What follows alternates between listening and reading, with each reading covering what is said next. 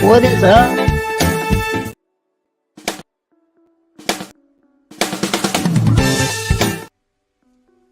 All right, 10-4, are we all good? That was glitchy as all get out. What is up? And happy Monday. Neil McKenzie, channel member for 3 months. What is up, guys? Before I go and greet everybody, is the sound good? Is the music too loud? Do I need to turn the music off and just chill? I was over at Rob's and it was kind of nice having no music, but I don't know what you guys think about it. Pretty Fly for a Knife Guy, what is up? Paul Mills, channel member. Marco, channel member, what's up? Demonot 13, channel member. Good to see all you guys on a Monday night. Hopefully Brother Pocket Metal will be able to jump in here. Chef Rocky, what is up, my man? Be able to jump in here and talk NAFs with us later. And he's, of course, working like working dudes do, and I'm not working, so I told him I would come hang out as long as you guys wanted to hang out. And I hope everyone is having a fantastic week, starting out on a Monday. I was actually not at work today. I was taking a personal day, taking a couple of them. So I'm glad to be here. How's everybody doing? This is one knife I want to talk to you guys about.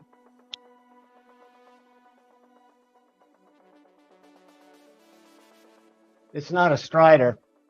E&G, what is up, buddy? I'm sending you an LINK real quick. But yeah, this knife, you know, what's up, NFK20 channel member? You know, I do a lot of Amazon shopping late at night. Probably too much Amazon shopping late at night because I buy a lot of stuff I don't need. A lot of it's little camera doohickey stuff for my iPhone because that's what I use to do all my live stuff on. But I came across, and I've been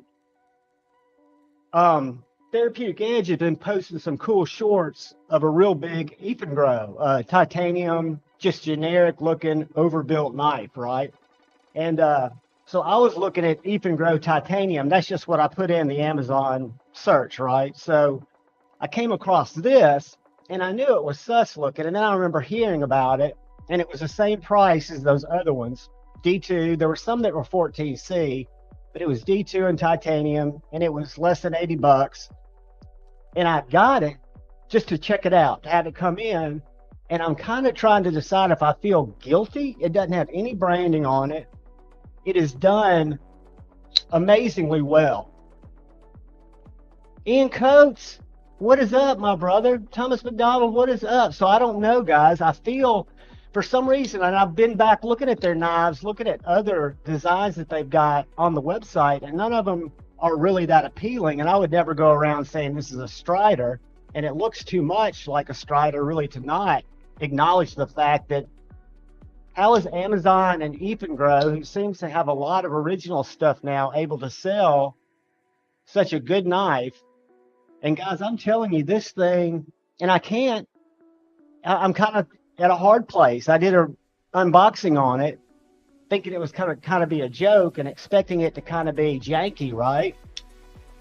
And it is not a Strider. It does not have, and it's the only, oddly enough, if you go look at Grow on Amazon, every other one has the EF on the blade. They've all got billboarding on them. This one is sold right beside them on Amazon and has absolutely no billboarding, and I don't get it. I don't get how they've gotten away with selling it, unless Strider just doesn't care, you know, because it's not cutting into anybody who would get a real Strider. I'll tell you what, it's made me think more seriously about a Strider. And this one does not have a lock insert, but there's absolutely zero lock stick. I mean, it's absolutely, I'm amazed by how good it is. And I don't feel comfortable doing a video. I don't feel comfortable telling everybody what a great knife this is, because to me, it looks sus. What do you guys think about that? Am I overreacting, or do y'all kind of agree? I mean, I it's on washers, D2. It's so good, and it was like $68. And I mean the machining. And again, it doesn't have a lock bar insert, but it doesn't have any stick.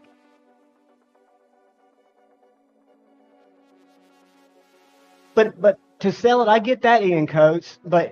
And I know China will take anything they can, and I would expect to see it on AliExpress. And I don't go over there. Not that there's anything wrong with it, but when I go to Amazon, this was delivered to me prime on like Sunday. Mersalt, that's exactly how I was, buddy. Thank you for being here, channel member.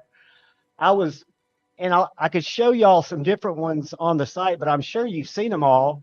The other ones just didn't really suit my style, and it wasn't as much that this one looked just like a Strider. I expected it to not be as good.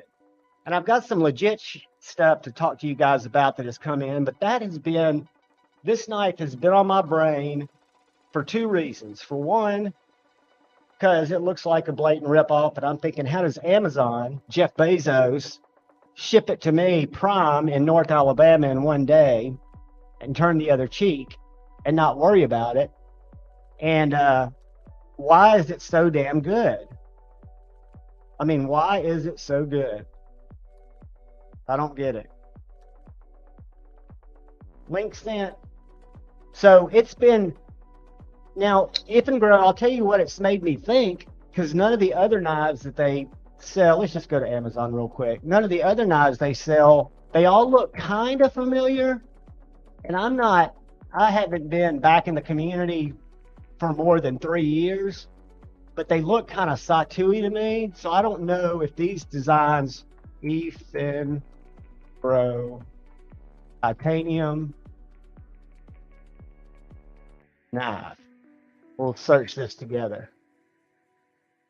But these other knives, I would have been glad to have spent the money to bring one of them in, but they just didn't strike my fancy nearly as much. So if we go in here and search for our Ethan Grow titanium knife, now I kind of like this one, but what does that look like? Does that look like anything to you guys? And this one's 14C. Milled clip with a little checkering on it. Again, this is an EF225, the one I've got, but it doesn't have any billboarding like this one does. So I kind of dig that. This one's a little too funky for me, this EF902. But notice they've all got the EF on them until you go and you look at this first one, the 225.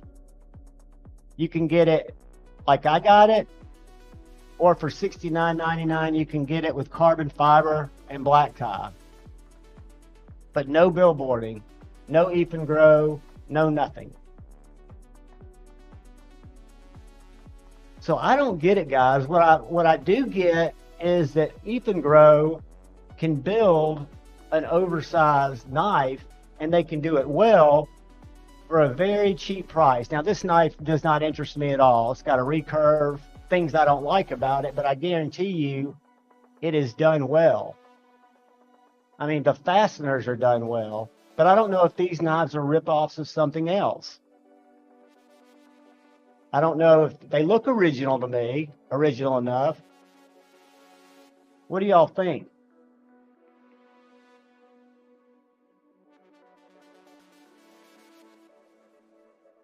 What's going on, Robert? How's it going, my man? I got to get up here in the chat. I'm sorry, guys. Robert Douglas, talk to us, brother. I'm glad you're here. We are all glad you're here.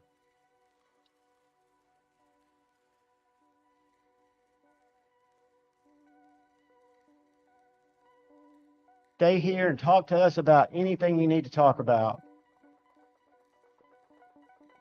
Life gets fucking shit sometimes, but I promise you, it'll change. Just try to keep a little love just in your heart, man. It's hard sometimes. But this is just, I want to be able to review it and tell you guys, which I actually am right now, what a good knife this is. I've cut with it. It slices phone book paper. It came sharp. The grinds are even. The tolerances are tight. I haven't tried to take it apart. I will take it apart, but the clip does well. But let's talk about more legit stuff. So I'm going to show you guys what I think is the best value in the market right now since the Black Mira. Can y'all see that little knife? This is the Ace Meerkat, or Meerkat, Meerkat. Let me show it to you real quick, because they're still in stock right now, if anyone is interested. So if I go over here and search Ace Meerkat, and the only reason I want to show you guys this is because I think Metal Complex did a review on it today, and I know if Blade HQ or somebody like that gets it, they're going to raise the price of it, because he talked about what a good value it was. And I've got the Black Mira, and now I've got this. It came in today. All right, they've sold out of the one. That must have been the one that Metal Complex had. But look at this, guys. $158 before you put in Javon 10. It's a small knife, though. But S90V, titanium, built very, very well. 7.09 inches with a little 3.15 inch blade. Great detent. Super clean. Drop shutty as you could ever want. And S90V for $158.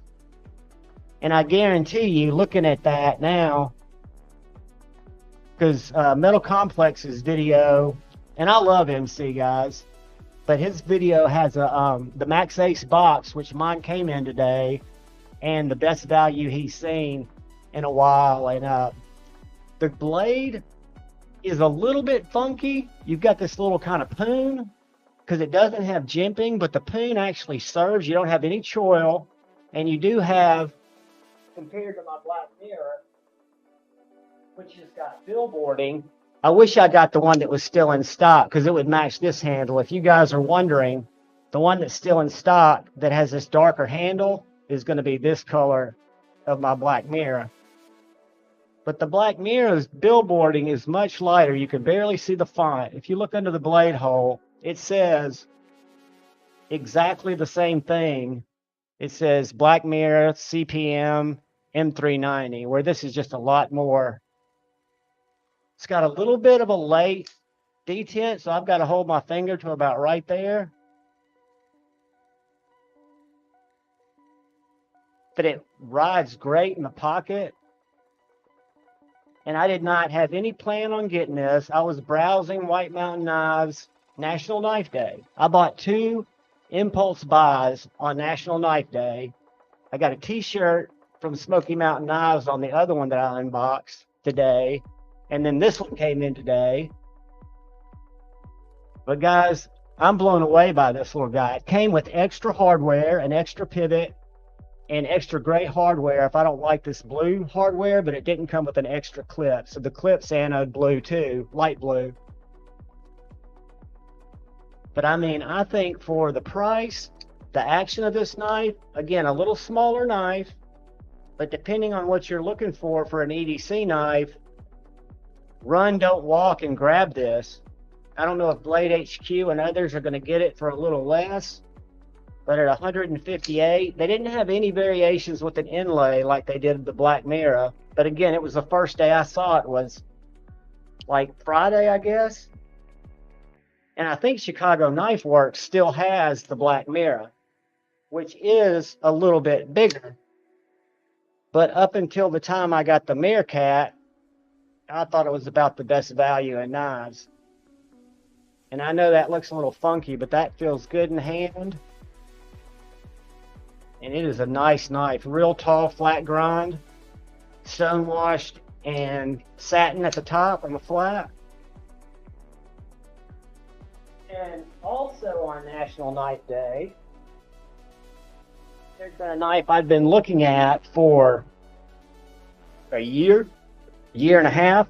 As a matter of fact, my buddy A to Z EDC bought this knife right when it came out, and he sent it to Joe at Lancelot Leather, and he got the first slip that Lancelot Leather now makes these out of. But I picked up a Pine Peak Camo Carbon Fiber Smoky Mountain Knife Works exclusive XO-M. So it's a little small one that's got the lock. I got the Tonto. It's got the lockout, and it's got the pocket clip. And guys, this is so sharp. Let me find something to cut.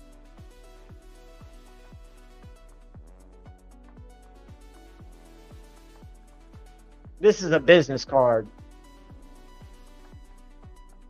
I'm gonna do the front bevel.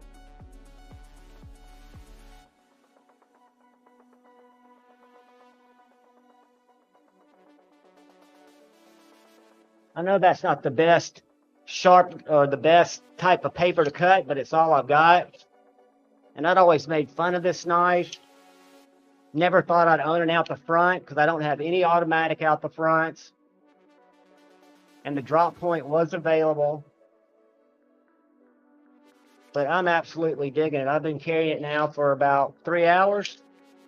That doesn't give you much time. It does have a little rattle in the blade, but I expected that, knowing that it's got this exoskeleton design. I don't know if you guys can see that. Whoops.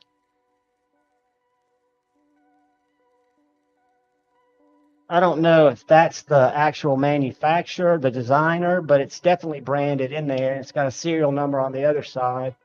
But just a really well-refined little knife that's neutral in the hand. It fits my hand great. If I had a larger hand, it would fit it great.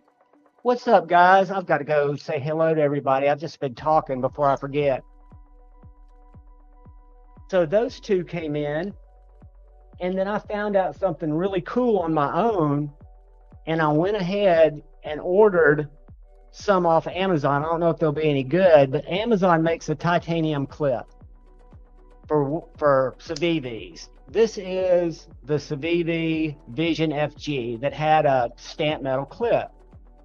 This is the clip off the Miguron Polonium. Let me grab that knife just so y'all can look at it. It's a $45 knife that comes with a tie clip.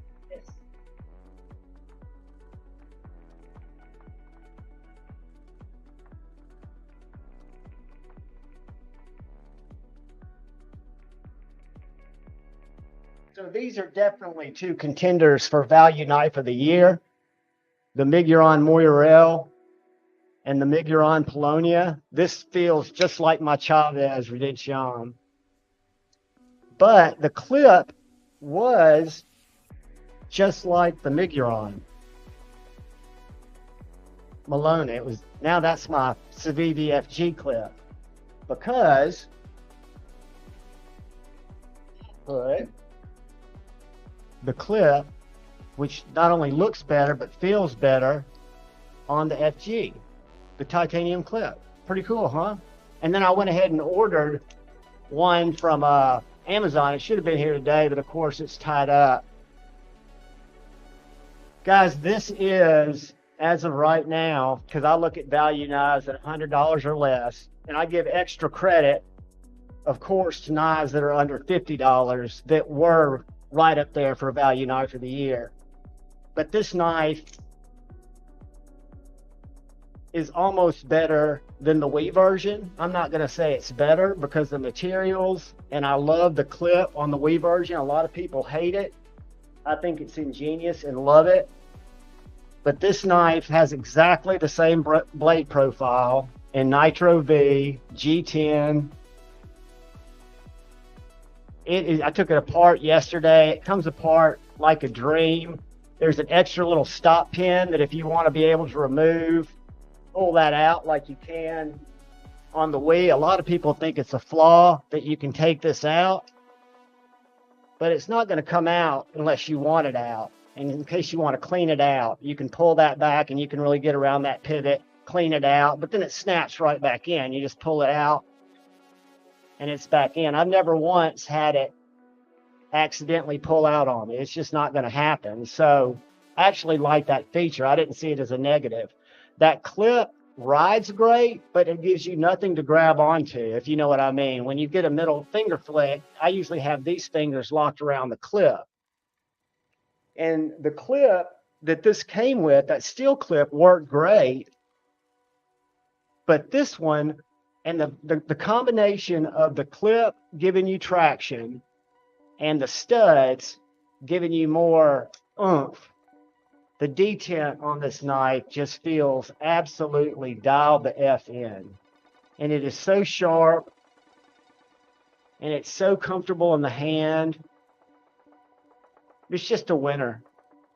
And I want to say I got it on Amazon.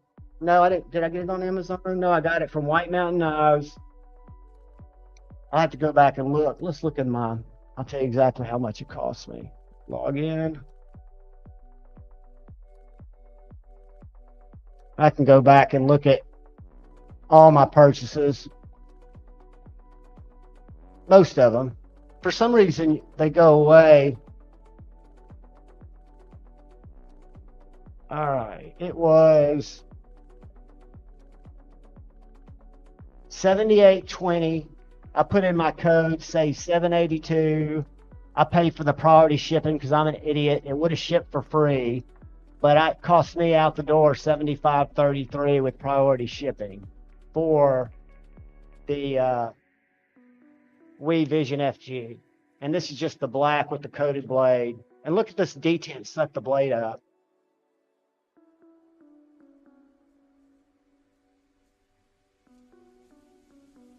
Great knife, guys. What's up, Jeffrey Dawson? It is mind-boggling. I don't know if you saw this, Jeffrey, and I still want somebody to make me feel better about it because I don't feel like I can review it. I wanted to get an Ethan Grow, and this knife is $76 in D2 and titanium, and it feels as good as my Marauder H. I mean, I hate to say that. So much better about my Marauder H.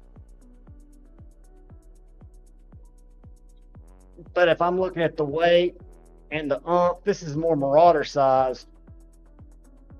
But I don't see how they're able to do it, how they're able to just let it ride on Amazon. I mean, I wasn't going to AliExpress or going anywhere sketchy. I was just looking for an F and Grow or Ethan Grow. Because I'd seen a Therapeutic Edge post a totally different one talking about, you know, it felt really chunky to him and it seemed like a good value. And this knife has got a great sharpening choil. It's got an amazing finger choil. It's got smooth as glass washer action. It flicks without any, I don't have to give it any wrist. I mean, to me, that on its own is, and I feel like I can't review it. Dude, I've got major ADHD, B for bear. And what have I missed, though? I did see that, so that'll make me go back up. Is it this one, Blade Ogre? And I do have major squirrel ADHD. I'm diagnosed, and I'm allegedly treated, but it doesn't seem to work. This one right here.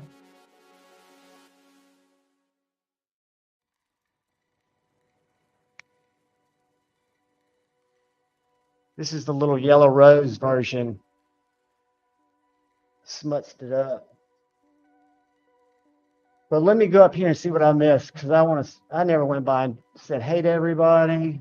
Blade Ogre, what is up? Channel member brother. I know I said hey to Jim Miller and NFK20 and Pretty Fly for a Knife Guy. Ed, channel member, what is up, brother? Let's see. In coats. Demon Knock. Thoughts on the Penguin? On the slip joint in coats? Because I love the regular Penguin. As a matter of fact, I kept it in my collection for almost 3 years before I gave it away. It was one of the last knives of that price range that I gave.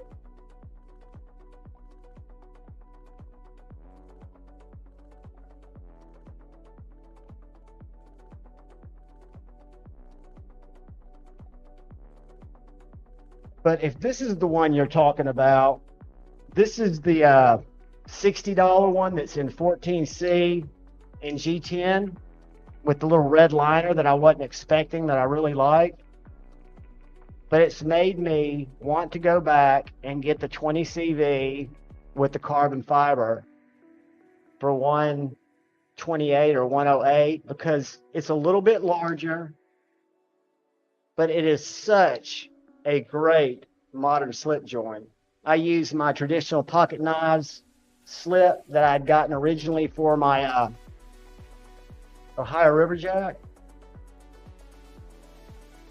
But that is so good. Joe Kaspernick, what is up? Pedro, what is up? Floyd Miller. Where, let's see. Yeah, I'll never catch up with you guys. I just need to go down and stay in the present and try to just read and not go to other websites. I'm thinking that'd probably be the best thing to do, because I will definitely get sidetracked. But I can highly, if you like the Penguin, which I did, again, I had the denim, micarta, and D2. Somebody won it off the show here. I'm not defending them, Ian. You're exactly right, buddy. I should not. That's why I'm probably not going to do a review on it. I don't know. I mean, it's such a... I totally agree. And I feel terrible about anything that's a counterfeit. And what I'm thinking is I don't see how it can be allowed to be sold and it doesn't say Strider. I mean, the shape says Strider. Everything about it says Strider. But wouldn't somebody... I'd send him a fucking cease and desist. I mean, I've got one on my computer. It's not... I just don't understand why they would allow it to be sold unless it helps Strider sales. Because for somebody like me, whose Strider wasn't really on my map. Right now, I've got Spartan Harsey on my map. Specifically a plague doctor. But I'm kind of thinking that the Strider, except everyone I felt in real life, with the example of Brother Dark Gravities, which does not, every other one I felt has pretty substantial lock stick. So this one must be carbonized because it doesn't have a steel insert, but it has no zero lock stick. I was going through here just making sure if there's anything. I'm so stoked you guys are here. How is Robert doing? Are you still in here, Robert? Robert Douglas? I'm thinking about you, brother. I hope you're in here, man. We'll be in here for quite a while, I would think. As long as these guys want to stay in here.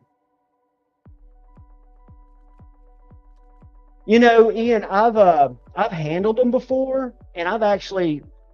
And I can't stress this enough, but I feel so blessed to live close as I do to Nashville, which is about 2 hours. And when they first moved the New York City Custom Knife Show down there because of COVID, I was able to go, which was almost 3 years ago now. So I've been 2 years in a row. And what's so cool about it is it's like going into a conference room in a hotel, right? I mean, it's not a big hall at all. It's a conference room in a hotel. There might be 60 tables. So basically you can walk around, and I was talking to Michael Ziba. I was talking to Andrew Demko. I had a conversation with Dave, I forget his last name, at ProTech. Bought both of my ProTechs there. One year, one the other year. Talked to Marianne and the team from TRM there because you've got personal time with them. But talking to the Spartan Harsey guys, I really kind of got behind them. I've got both of the field grade knives, the Talos, which looks like a little mini 3 1/4 inch Harsey, and the what's the bigger one called? They're both CTS XHP. One's the Talos, and then the other one is, let me just grab it.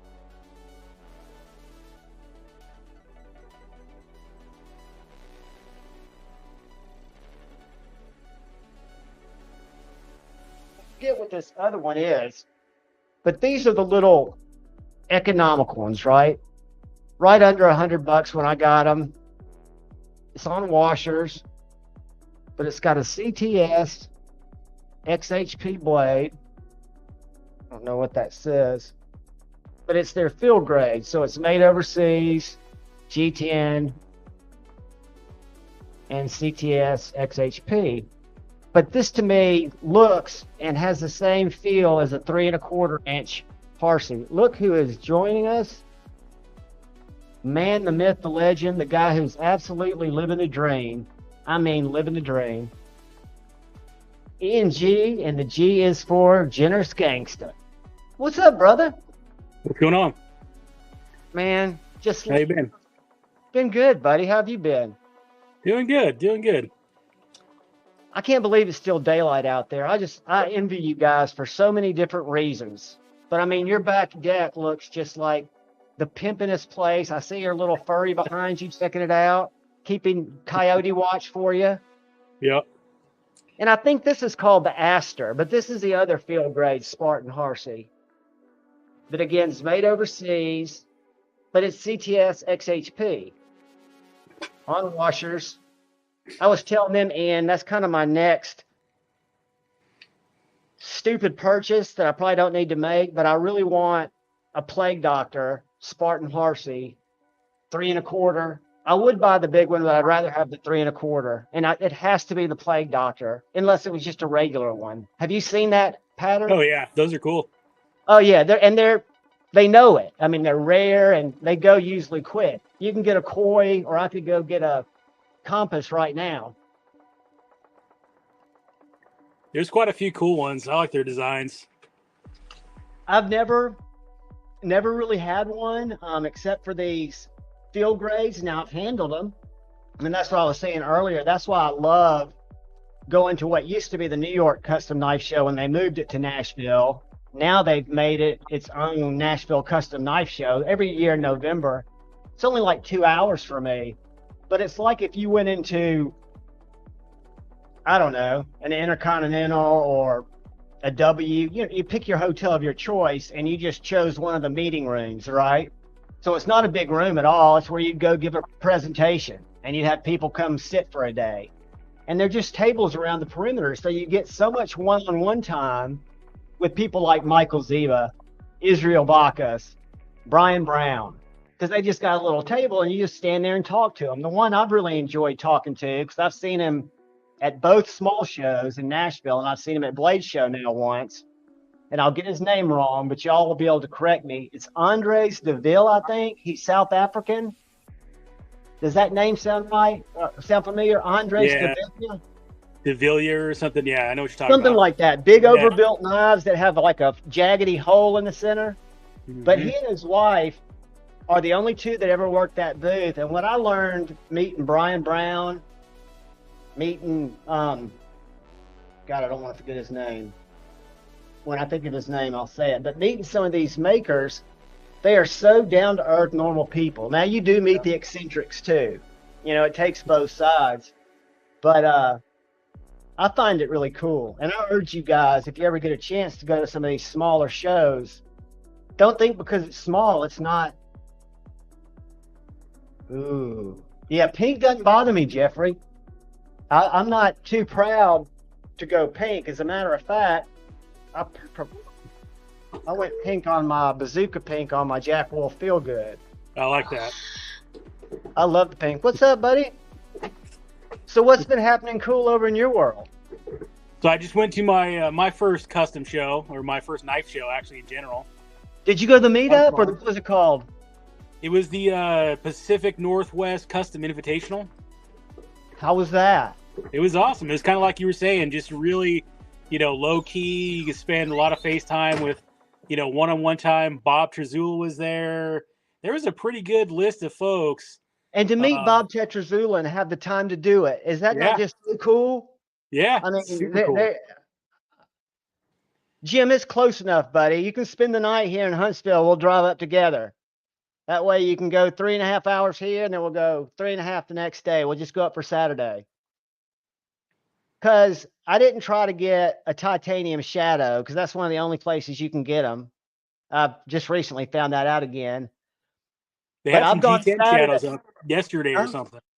I almost They got a dropped some. G10 shadow day or so ago. I love them. It's one of my favorite knives. It's one that I want in titanium, but I've had long conversations with them, and they can't even do a friend favor and make scales and sell them for $300 Yeah, because I guess there's something about them that's very much not production because each one's made to fit. Everything's made to go together for each yeah, knife. So I said, look, I understand that it's not as easy as y'all scales are because everybody hates dealing with an Axis style lock when you're doing a scale swap. She goes, no, it's more than that. yeah. You know, you have to really get it like that. She goes, but you could get it and then sell your G10 one. I was like, you're not helping. They had the titanium nerds and the atoms. The neutron twos up. So I think they're going to start making them a little bit. They're going to become a little bit easier to come by. I think These are either the the only production. two that I do not have tie for. And I only want tie, except for the shadow. I only want Yeah, tie for my holy nerd. yep. But I've been reluctant to save my old school nerd because I love it. Do you know? Can you swap the nerd scales for the titanium, or is it similar to the shadow? Oh yeah, no, it's just like the nerd or the atom. So Okay. what gets in my head, because I'm a liberal arts psychology English guy, these scales are $289. And I guess it's because it's got this little swoop-de-doo here. Yeah. And if I buy these scales, which to me seem like a lot more titanium, they're less expensive. They're Yeah. like Right around 200. 170. Yeah. They're like 270, not much, but just enough to make me go, what the fuck? I mean, and both of these, I've got this on my Neutron and on my Atom. And you Yeah. know, you're basically foregoing a knife or two when you make Yeah. the commitment, you know, because the way I look at it, they're more expensive than a Hinderer scale, even though I'm only getting one scale.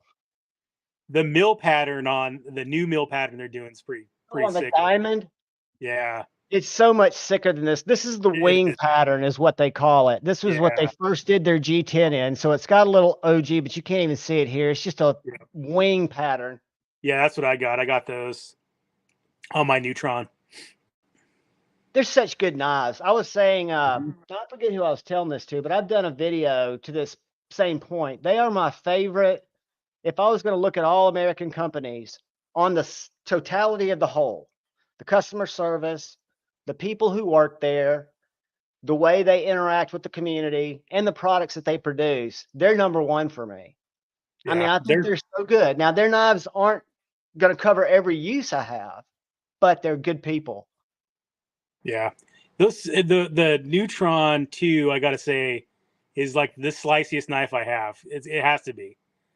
It's wicked. I mean, the blade thickness, the stock that they use is just laser beam. I mean, it's crazy. Is yours 20 CV or Magna Cut? 20 CV, yeah. That's what mine are. And the, Yep. the, the blade stock from the Neutron, the Atom, and the Nerd are all that real thin. But I almost bought my third Nerd, which was a knife I was never going to get the first one of because they just dropped some Magna Cut. And if you look at the Nerd drops now, the ones that are either micarta or G10, but they've got the hole in them, they're Magna Cut. Yeah. I don't know how they do Magna Cut, but I know they do everything else so well. And I don't know why I couldn't flip that. But that is so thin. And that's, if you guys can tell, that's kind of got a shadow vibe. If you look at the blade design, see if I can show it. I can't ever make my camera. Yeah, it's a scaled up nerd basically. Yeah, that's what it looks like to Same me. knife basically almost. But this is just as thin and slicey as your Neutron is. Yeah, You said yeah. you've got one coming in, or did it come in already? No. I passed on. I saw they were available. I was close to. I'm trying to be good. We had a little change of circumstance here recently that I'll tell you about later if we have time. But Crispy, this is the Edge by Rocky Patel. Just got a box of these and they're freaking phenomenal. I used to love Patels. I went through a phase where I had a humidor, a small one, not a nice one, but I would smoke Griffins, I used to like the lighter wraps. I'm trying to think of some others. I always Yeah. liked the Cohiba, Dominican Cohiba. And then I had a friend, Jeff Sykes, who's a lot older than me, but he would bring in real Cubans. And I couldn't tell much of a difference because I Yeah. was, at the time I was just quit smoking cigarettes for all practical purposes. And they always made me dizzy headed in a weird Yeah. way. Yeah, I think it's a little placebo effect. You're like, ooh, can't get Cubans. It's that whole the mystique behind it or whatever. Yeah, well, at the More so than time, it and you actually being probably, much better. right, right. Well, you probably read Cigar Aficionado and look through stuff like that, and they talk about the different I soil compositions. I don't get that. I haven't nerded out on it that much. I usually go to like the cigar websites and I go by like the 90 plus rating and I just try Mhm. shit and find out what I like. There's So, probably an app for that. There's one oh for yeah, wine. I used oh to yeah, you date can a get. chick. I've been going down the bourbon rabbit hole a bit and going on to tomorrow. So I work from in the office 3 days a week, and across the street from my office is a liquor store, and so I've been every Tuesday going into the office, and they get their new shipments at that liquor store on Tuesday at like 10. Right as they open, I go on my lunch, and I was able to score some harder to find Some allocated good bourbons top and stuff. shelf bourbons and It whiskeys. goes. It's a slippery slope though, because I mean, yes, some of them like I bought the Booker's limited release, which I'd been looking for a while, and I didn't realize that they come out with another one every 3 months, another edition, and so I had heard all these good things about what was it called, Charlie's batch. And so when I saw Booker's, I was like, oh, sweet. Paid $100 for this bottle. And then when I start to look at it, I'm like, wait, this isn't Charlie's batch. This is the Apprentice batch. And I go online to look at the reviews, and they're all terrible. Like it's the worst Booker's ever. It And I'm like, ruined it I for didn't you know there's before you even different drank it. reasons. Yeah. So I kept it. I put it on a shelf. Maybe I'll like it more than the reviewer did, but yeah, you got to be And that's careful what's because so funny is it's so subjective. Because if you think about life, yeah, if you think about knives, if you think about a lot of times when you get an opinion, it could be totally wrong and suit you, yeah, So, but I hate, that's why I won't watch a review on a knife after yeah, I've got it coming in because I know something's going to sour me or make me look for something that I'll right. then notice.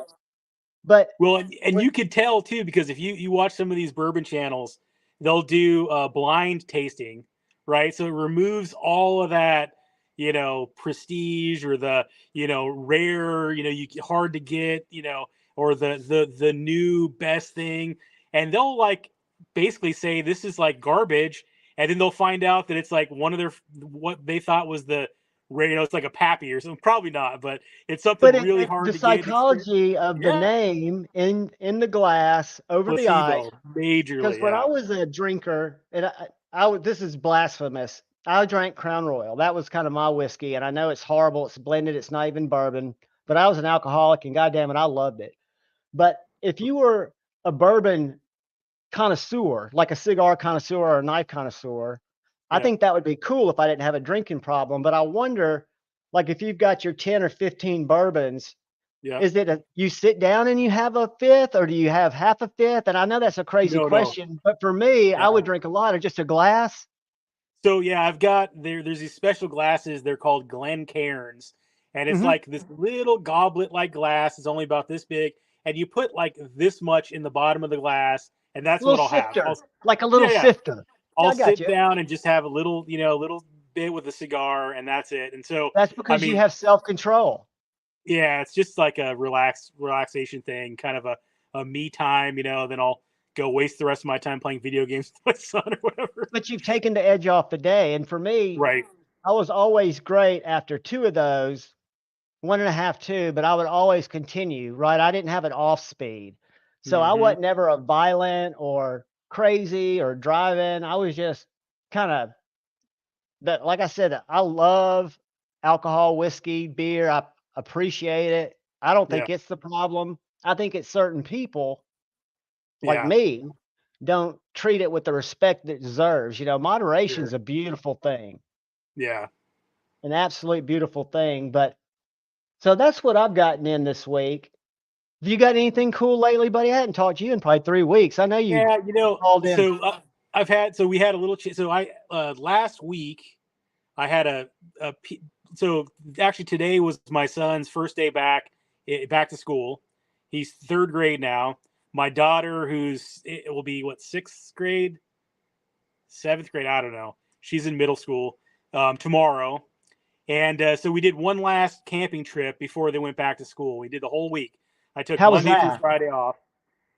So we went to the river, or we had it planned to go to the river. I was really excited. We'd spent like just a night or two at the same spot at the river, and had the whole week off. So super excited. I just got the camper back, like pristine. Like they totally redid it. I think I was telling you about that. I got super happy. I was like ready to go. And on Saturday, my wife and my daughter were going to a concert downtown Portland, and they'd bought tickets for, a couple $100, in advance. So they were super excited to go. And so I'm like, just go and take the Max, because you get off. So it's the mass transit train. You hop on, hop off, and it lets out right where the concert is downtown. They've got it like in this square, but it's all blocked off by, blocked fences and stuff. But is that like a subway or train system? Yeah. And you hop off the train and you're like at the concert. So I'm like, no point in me driving you, which I'll normally do. I don't know what time you're going to get out. Just take the train, and you can park at the Max station and go on the train. And so she's like, got it. I'm heading out. And I have it on video because I just installed a camera on the way out of the driveway. This is the weekend, the Saturday before we're going camping on Monday. She backs the Acura, not my Tesla, thankfully. She backs the Acura into my truck and the camper on the way out to go to the concert. And no.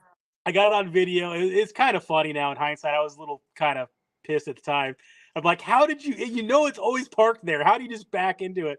And so, but she backed into, like, my truck's fine. It's got big old steel bumpers on it. Like, it wasn't even, not even a scratch. But the camper had like the little legs attached at the time that you take the camper on and off, because I had just picked it up and I hadn't taken the legs off. So she like ran into one of the legs, and I'm like, fuck you. The one of the legs is fucking bent a little bit, and I'm like, I was so excited to go. So that kind of soured the trip, but I'm like, fuck it, let's just go and enjoy ourselves. We'll figure out the, insurance claim and stuff. Her car has got like minor damage. Like it's a broken taillight. She got an estimate for $1,700. Broken taillight and like a hole punctured in the bumper kind of thing. Plastic bumper, on her Acura. And I'm like, fuck, let's just go. We'll enjoy ourselves and come back and worry about the insurance claim. And I wasn't, I was like, I told her, I was like, I was so excited. The camper was perfect. And you can't just like look before you back up. Like, I was kind of a little bit pissed. It was just more of a principle thing. It was the whole build up, and that sucks. Anytime anything like that happens, I still got a ripped off driver's side door on my car because they haven't been able to get a door. I mean, I've been dealing with that forever. But yeah, man, I'm glad y'all continue to go, though. I bet it was fun even being there with the bent leg. I'm not even done. Get this. So we get there, and so the week before, the week before last, it was like 100 fucking degrees, like all week. It was ridiculous. It was just horrible weather, and it couldn't have been better because last week it cooled down to like mid 80s, and we're at the freaking, there was shade there. We were at the river, so during the peak time of the day, it was hot. We could just go in the river. So Monday, fucking phenomenal day. My camp drink is usually gin and tonic, and I swear to God, best gin and tonic I ever had in my life. I don't normally, but I went and got some gummies at the dispensary. And so, one gummy and a gin and tonic, and like Monday night, fucking best camping night of my life. Tuesday, which is not the thing to do, like our one camping spot we go to, it's called Kilchis, 0 cell phone reception at all. So all the kids, they pay attention to camping and camping only, don't do shit else. Well, this place, they have cell phone signal. I had turned off all my notifications, not the world doesn't exist. I'm camping. I'm having a great time. You're off the grid. My wife didn't follow suit, and she's getting text messages on her cell phone, and she gets a message that she's laid off from work on our camp trip. She's been so we work at the same place. She's been there for 24 fucking years. working here, and they give her zero notice and just say, "Sorry, we're moving out of Oregon, and you're not employed anymore." Dude, and so we're like, "Well, it's part of the fuck." Great Reset. I'm in the same boat. Except I'm Yeah. doing it on a different game, but it's the same kind of thing. And that's just to hear it. And I work for a huge company. I've been there 8 years. I hadn't been there nearly that long, but still, it makes no logical sense This except is for a something else lagging it. This is a multi-billion-dollar corporation, and they're like, well, we want to consolidate to, more East Coast and really invest in our key, they call them hubs. And so places like Charlotte and it's Dallas, Texas, and there's like 5 different locations, none of which is Oregon. We've worked out of the same building I've been there for 19 years, going on 20. She's been there for 24 years, and never even suspected in a million years there was any possible way that we thought that we had freaking job security like no other. So, Absolutely. yeah. And that's one of the things about I was in the same boat because I'd always been pretty secure. I had one business that we ran for 11 years that closed after the recession. It was a high-end cabinetry company we started that I marketed for. And then I worked for other marketing companies till a better opportunity would come along, right? So I got this opportunity that I really liked and had been jamming it out for 8 years. Well, this year we actually churned, and it had no fault of ours because I still go shooting with the client twice a month who went through an agency, but it was like $1.8 million in revenue, right? Yeah. So that was just in advanced in digital revenue. And then we had another client, it's a good friend of mine. She's got one of my hard drives that's full of dead music, like 600 hours.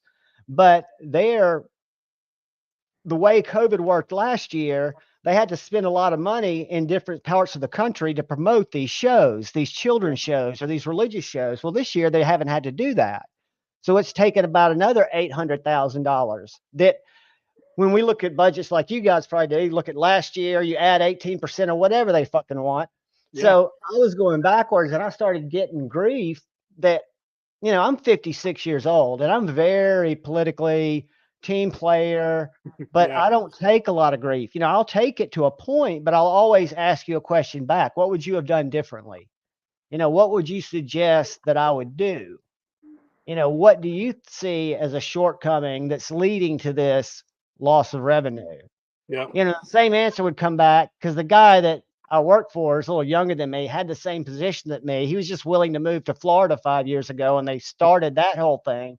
Yeah. And it's just one of those things where it's like, no, thank you, fuck you instead. And I don't have a backup plan, but don't feel necessarily like I need one because there's so many people. I don't think AI is going to take my spot yet. And maybe I'm delusional, because I know YouTube's not going to do it for me, right? I thought about just live streaming my life. Have y'all seen or paid attention to that guy Flousey? No. When you get a chance, Google Flousey. He's evidently an OG streamer who's manic depressive, who ended up in a sane asylum like 3 years ago, came back and signed like 3 weeks ago a multi-million-dollar deal with a company called Kick, which is similar to Rumble. And they let people live stream. I've never seen the Kick platform. So this guy's been live streaming up until he got arrested on Friday because he called it, he doxed himself. But I didn't realize when you get to be a live streamer where you've got 100,000 people on your stream following you, you get doxed. You have people call the hotels that you're hanging out with saying they're going to come. I mean, they're trolls. They're professional trolls that spend their time getting under these people's skin. And he goes and he hangs out with the Island Boys. You know who those dudes are? Oh, yeah. Oh, dude, it's a train wreck because he's sitting there giving them advice. Y'all are fucking selling yourselves out. Y'all suck. It's just hilarious. But check Flousey out. But what's weird to me is the Hims, the Logan Pauls, the people that have absolutely parlayed this into $1 billion. No, you're right. Flousey, acid test kids. I think it's a U in his name because I was looking for him today. But yeah, man, it's just basically people watching and encouraging his mental breakdowns. They do it with some chick called Eugenia Coonley. I don't know if y'all familiar with her. She's an anorexic who's like 28, who lives with her mom, who doesn't even drive a car, who's scary skinny. Dr. Drew Dude's got it, Fauci. Yeah. But yeah, that guy. I mean, these people are banking it, but it seems to ruin every one of their lives. Oh yeah. Have you seen what's this guy's name? King Cobra JFS or something like that. Have you seen this guy? No, what's his story? He's he's got Asperger's and maybe slight autism, and he's just a really weird dude that lives in an apartment, and he gets drunk as hell, and he makes like ridiculous food, and he's got like, I don't know, 70K subs, and he does like live streams and stuff. But same thing there is someone got a hold of his address, and he'll be on these live streams, and he gets like a dozen door dashes, and he goes to the door, and there's like Subway sandwiches with like nothing on it but all the sauces and stuff, and like he's Just so crazy drunk and food. hungry he'll just start eating it and stuff, and doesn't realize the people are trolling the shit out of him. Well, they were talking about on this Flousy case that he got doxxed once, like 4 years ago. It cost him like $12 million, he says. But keep in mind, he's bipolar. But he basically went in and they called SWAT on him. So he'll be streaming and SWAT will bust in the doors.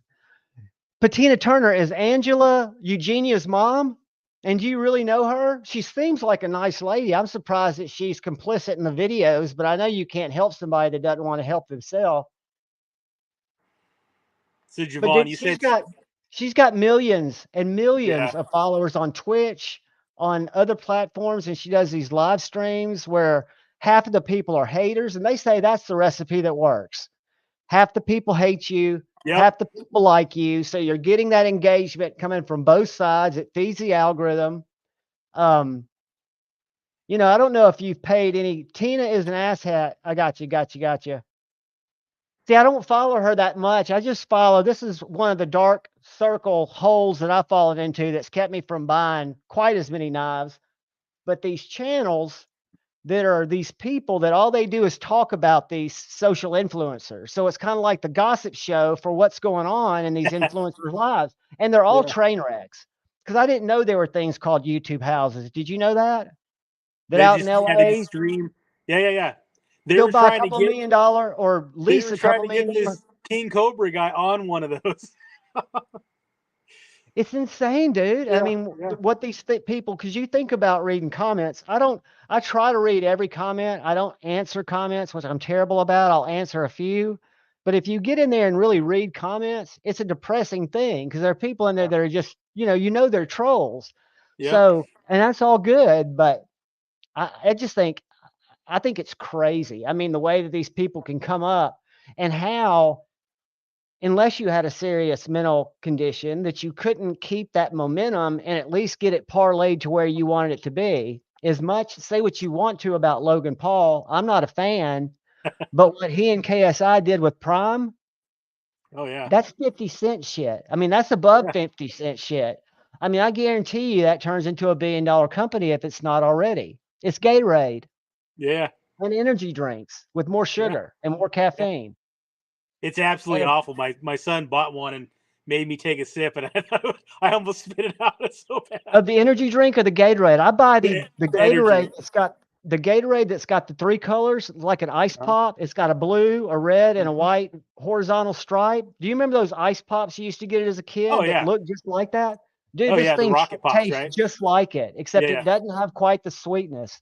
But they're like $3.50 in Alabama. So I know they're Jesus. making jack off of it.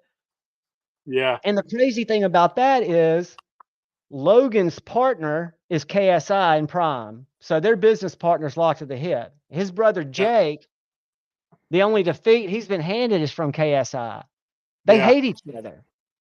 It's just, to me, it's just a trip, man. And to Yeah. get caught up in something like that, I know most of it's fake. I know that, I don't know if y'all followed what's going on with Dylan Dennis, the guy who's fighting Logan Paul in October. Have you heard anything about that? I just saw that would he fight Nate Diaz? Well, he fought. That was That's the his older brother. brother, the younger brother. Okay, Jake fought That's Nate Jake. and won in the decision. Logan's the older brother who just got engaged to a supermodel. Well, the guy that he's fighting has been trolling Logan on Twitter, posting. There's now the body count's 190. Posting pictures of her with Leonardo DiCaprio. They dated for a long time. With Adam Levine, with Ja Rule, where they each got puppies. They have matching puppies, and he every day posts these pictures, just trolling Logan, trying to get in his head. Yeah. And it's like watching a train wreck. And it's right. You watch these people; they're so full of BS. Like, have you ever heard of the Nelk Boys? Mm-hmm. And they've got a product called something. It's a wine. It's a sparkling wine. It's in a can called. They have it on all their shows, and it's evidently a $1 billion business. And they don't seem to have any talent. They just get on there and talk. I don't know if they just jump off in it deep. Yeah, Dr. Drew, dude. He was on. If y'all get a chance, if y'all know who Andrew Schultz is, Oh, wow. I love Fragrant, his podcast. Well, Logan was on today, and Andrew went at him hard about all the stuff with his brother, because he's friends with both him and his brother, with all the trolling that he's been getting, but talked about Prime. And he asked Logan, there's one UFC fighter who's he's a boxer, one of the most popular boxers now, who wears a Prime necklace, and asked Logan, and Logan says, well, if you bleep it, I'll tell you. So they bleeped out how much Logan told Andrew Schultz, Logan and KSI or Prime pays this one fighter, just one, to wear the brand on a necklace. And it's evidently astronomical, because Andrew Schultz is just like, and he goes, if you want to play with the big boys, that's kind of what Logan says, but they evidently do this a lot, and it's parlaying. But if y'all get a chance, do watch that Schultz flagrant from today, because they just beat Logan Paul is either on too many steroids, or they got his face so red embarrassing him today that it was just hard to watch. Acid Test Kids, I've never gotten into Twitch. I've got to figure out, is it just games? I guess it's not, because that's where Eugenia does all her weirdness. I've never been on Twitch. I was on TikTok for like 2 weeks consuming content, and then got off of that because Joe Rogan made a big deal about their terms of condition, which I could care less. But have you read their terms of conditions? No. For TikTok? Do you have TikTok app? No, I stay away from that shit. Stay away from the TikTok app, because I've never paid attention or really thought. I think they've got to say that they basically own you if they download your app, but you're basically telling TikTok that they can have access to any computer that you remotely access. Holy that shit. You connect with the same one. No, dude, you can read it. You can Google it. Google TikTok's terms and services and watch the Joe Rogan episode where they read it. It is scary, scary. And that's exactly right, Q1 Fiend Ben. They say that TikTok is China's spyware, malware. Yeah. But that's what I was watching. Ray, y'all know who Ray is, Everyday Carry? Yeah. Everyday City Carry. Well, I don't know if y'all saw Metal Complex's video. Ray sent him a lie, and his name's spelled RAI, and Metal Complex was calling him Rye. Thank you, Rye.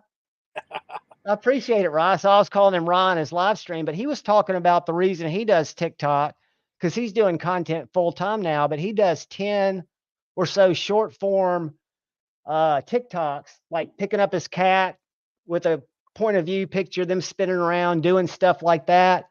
Windows is malware too. I think all of it is. Apple might be. I don't know what their story is, but we've all pretty much given up our privacy. But Everyday City Carry says TikTok pays the money for the views. So for every 1,000 views, he gets basically $1. And he's averaging 3 to 6 million views a month. And it's not like YouTube where it's because YouTube ad revenue is a joke. I mean, I would think you'd have to do gazillions of views to make a living off YouTube ad revenue.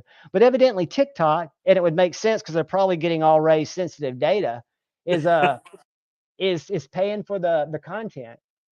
And I like short form content, and that's really what he specializes in. But I think TikTok would probably be a format for that, but I can't get past the terms of service. And I would have never known about it if it hadn't been for that podcast. Yeah. So you had a camping trip that turned definitely crazy in more than one way.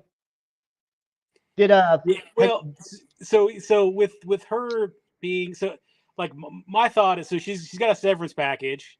She's been there long enough that she's going to get almost a year's worth of pay to not work, and to then she get a could, after that maybe unemployment or whatever. So I'm half of me is jealous. The other half is fucking scared as fuck because I'm worried about income and whatnot, because having two incomes is a lot more than one income. Granted, I make quite a bit more than she does, but I'm like, I'm happy. Part of me is like, we'll be fine. Like you'll be, we'll at least for the next year have the same income we've had. After right. that, though, like I don't know if I'm next on the chopping block, because it sounds like, again, with their location strategy, they want to get out of Oregon entirely. So I've got basically three potential outcomes. One is they say we're close. I think the lease in our buildings. So option one is they tell me remote work, and I'll continue to work just full-time remote. That's one option. Another option is they might tell me I don't have a job in this location. I need to move somewhere else if I want to keep my job.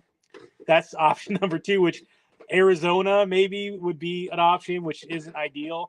Texas, a couple, Charlotte, a couple other places, which kind of sucks, but that's another option. And It's then a long way, option but three, Charlotte's a beautiful town. For a family, I yeah, think y'all would enjoy Charlotte. I think you could yeah, get in the I can get behind Charlotte, but I can't get behind a move. And I think yeah. what you're going to see, Ian, and I hate to interrupt you, but we're about to go through this lockdown thing again. So I think remote's probably the option that would make the most Most sense. ideal. Yeah. I know you're valuable at what you do. That's why. Well, and What and the career? What's problem up? is, yeah, I mean, so I'm what I'm doing is what I feel like is pretty important work at the moment. At some point, it may be less important, and I'm Yeah, like, that's well, shit, I don't really have, like, it's not the transferable skill that I would like to have. Like, I've got experience, and I've got, it's a certain type of experience that, in the right place, like in Charlotte, is probably transferable. But a lot of it, like here in Oregon, I'm fucked. If I just want to stay here and I don't have a job, it's like, okay, let's start doing Uber or something. Hey, you and me are in the same boat, but let me ask you Yeah, this: is your yeah. skill set independent? Could you ever go independent, or how long would it take No, you to? not No, even okay, close. Not even close. okay. Yeah, it's Well, I'd have to work for a company, and yeah, I don't know. I'm half tempted. Oh, the third option would be that they just give me, same with my wife, right? Give me a severance package. I'm done. And so depending on those three outcomes and how soon those happen, will make it me to have to decide. I got to sell my house, go buy no, another house. dude. I promise things will work out because Yeah, you've got the game. You'll figure it out. And there's the most inspirational story that I don't have the skill set to do. But have you ever seen John's EMP EDC reel he did on Instagram on their year anniversary last year, their 2 year anniversary, where he talked about why he's made the nimble because he got laid off at yeah, COVID and they lost their job. And Jamie, his yeah, wife, said, go for it. And so yeah. he scraped up, he was scared to death. He'd never designed a knife Mhm. before. He'd bought parts and made the Slendermans. But, I talked to him at Blade Show and he has no regrets. It changed his life. And he does Yeah, a really yeah, inspirational video that I can't think of. And my job skills are transferable. I could do my own yeah, thing if I had a few companies to do it for. And I'm yeah, passionate about it, but I think that there's got to be more. I don't know what that would be at my age because that's another thing, dude. I'm old. yeah, I'm 56 years old. I look at that as wisdom, but I know that one of the things that I liked about my company, and now there are a lot of things I didn't, but insurance and benefits, right? I mean, those are right. good things to have. And I've got companies that have been talking to me, but most of the companies want me to do non-competes, which are something I don't believe in because I'm a Right. team player and I play for the long haul and I'm not going to compete. If your products are that good, why would you worry about me competing? Right? I mean, I'm not here for that. But to sign one, I've seen people in Alabama particularly get pretty hammered when they get laid off and they have a non-compete, and they're somehow kept from working, which to me seems just anti-American. Mm-hmm. But yeah, I don't know, man. It's for me, it's I try to stay optimistic. I know, or I can't help but think that things are going to get weird for a while. Um, just from Yeah. what I watch on, everything. I just think it's going to be a weird time. And I think Yep. I'm trying to decide if I've been part of just restructuring, budget stuff, or of age stuff. I mean, there's a lot that doesn't make sense, but I'm not going to consume myself with it. I'm just going to look at it Yeah. as an opportunity. Lately, like I said, I've been using up some vacation time that if I didn't lose it, I'd use it, helping my Yeah. dad, and just filming some content. I've still got a lot of knives in my collection I could go through, but I've been paring them down. I've been giving a lot of knives away. I enjoy Yeah. doing that. Yep. So what have you Yeah. gotten So cool, man? Have you just been holding back on most of your yeah, I'm stuff? trying not to buy too much shit. I can't even remember. I did some trading recently. That kind of scratches the itch a little bit. But yeah, there's been some things popping up, and like the Voodoo was one where it was a difficult one. Well, it wasn't that hard to pass on, honestly, because it sold out in like fucking 20 minutes or something, and I Yeah, was but an White hour Mountain in Knives had to them the for drop. 4 hours. I sat there and watched them on Oh, White Mountain really? Knives for 4 hours. They had the Blue Micarta Yeah, yeah, for about yeah. 8 hours, and I did not buy it, and I wanted it so bad, and I could have Oh sizzled man. it and gotten 10% discount. And I Yep. did what you did. I thought, John, this is not what you need to do. So Mm-hmm. I waited till National Knife Day, and I did something even more stupid. Nice. Is that the locking one? Yeah, I'm an idiot, dude. I'm an absolute knife addict. Because looking back on it, my buddy A to Z EDC, who you guys should follow on Instagram, great guy and does Yeah. killer pocket dumps, but he did get a voodoo in, so I got to handle his. And in about a week or so, he'll let me use it for a week, so I can at least do an overview of it. Right? He let me. Yeah. Have you ever heard of Driver Defense? No. They're a custom knife maker out of North Alabama. I would have never heard about him except I met him at the Nashville Custom Knife Show. Dark Gravity had told us about him, and my buddy A to Z EDC bought one of his knives called the Gent. I did a review on it yesterday, or an overview, because I didn't cut a lot with it more than paper. But you need to look at that knife. It is Okay. titanium and a material called superconductor that to me looks like Well, titanium with a little rub through, but evidently it's very expensive because it jacked the price of the knife up. And it's got this weird belly compound grind, spear point belly, weird. I don't even know how to describe the blade, but it's sexy. And it's got a hole. It's got a flipping hole, and it's a full custom. And when you read this guy's website, he served the country from 2001 to 2009. And upon getting out of the service, he did IT for a defense contractor. In 2015, he wanted to pursue his hobby and built his first knife. And he hopes this, I don't know when this was last updated, but he hopes to one day be able to go full time with it. And his folding knives, dude, are next level. And I'm sure there are hundreds of custom makers I'm not aware of that yeah. make knives that are just, but this guy, Dustin Driver, Google Driver Defense when you get a chance, or find him on Instagram. We'll go to Instagram and I'll show you the actual knife I'm talking about, Yeah. because it's actually on here before he sold it.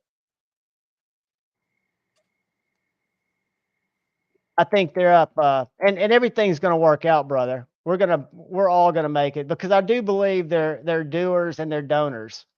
Yeah. And this is something I'm very interested in. He told me about, and I don't have any relation with him except I'm kind of his friend and I know him, but I don't know how much these are going to cost yet. Tell me when y'all can see that. Yep. There it is. So these are fixies. See that compound grind? That's not what I'm going to show you, but he's starting to do some fixies. But let me show you this knife. This is right here in North Alabama.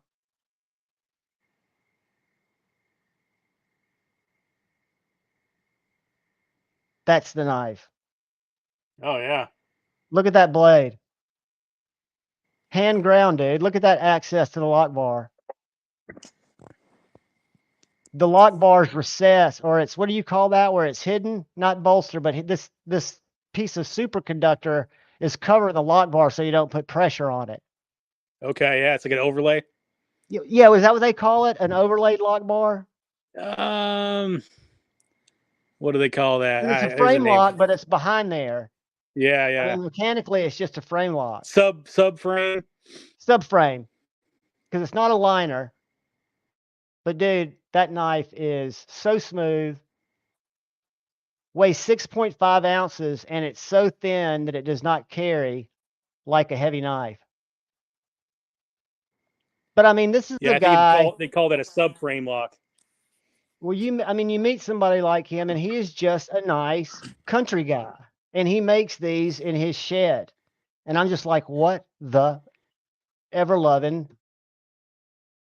I mean, look at that. I mean, all different styles of knives, but just a really, really nice, humble. He doesn't think his stuff's that impressive. He just thinks he's honing his craft. Here's a picture of him in Nashville.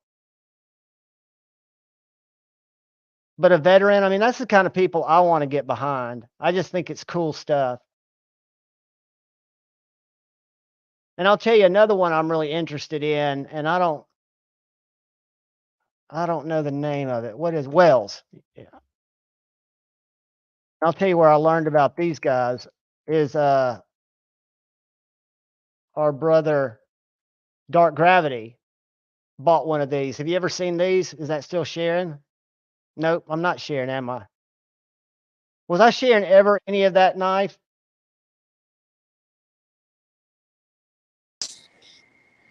Was I never sharing that knife?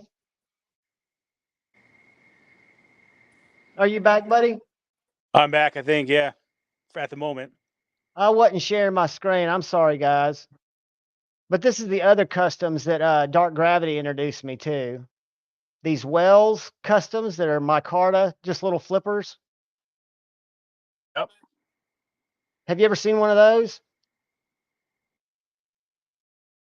Just made in the USA, nice, simple,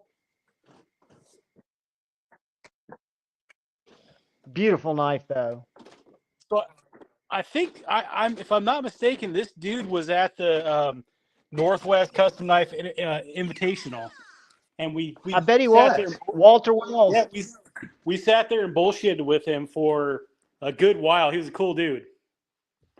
I'm so glad you went to that, because those are the funnest, the funnest events. Because meeting these people, to me, are y'all seeing Dustin Driver's page? Let me see. Okay, this is the knife that I was trying to show earlier. Hopefully y'all saw it. But I did a video on it Saturday or Sunday.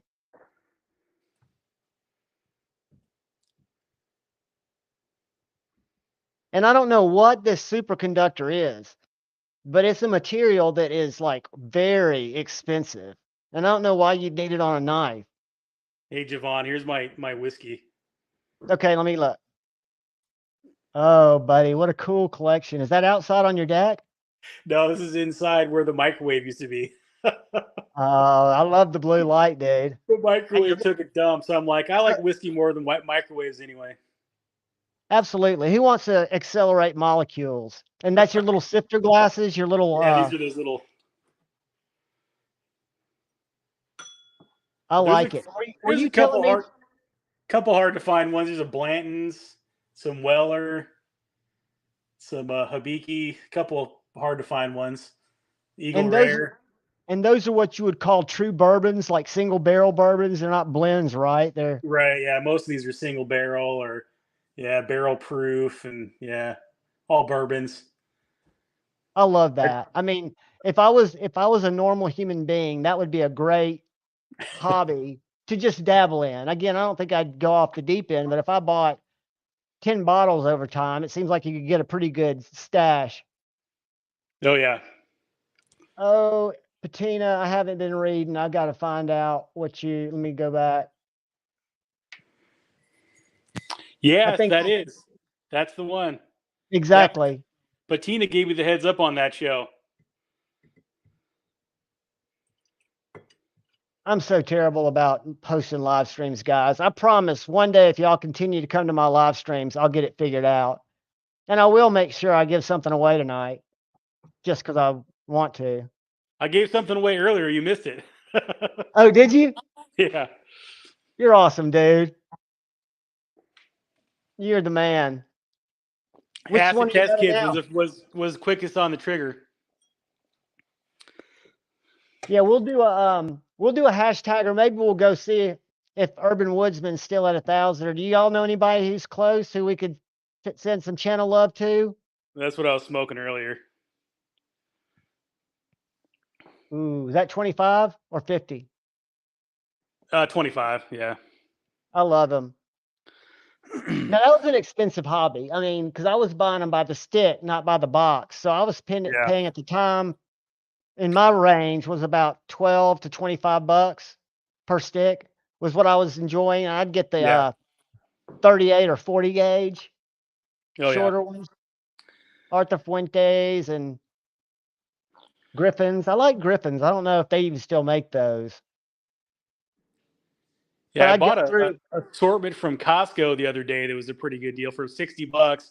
Came with like 4 or 5 Cohibas and a few other sticks, but some pretty good ones. I mean, I think Costco is totally legit. I Yeah. think that's awesome, man. Yeah. I just well, at the time I was married and I'd have to do it outside. What is up, Satisfaction? How are you, buddy? And how's Stevie? I hope he's doing well.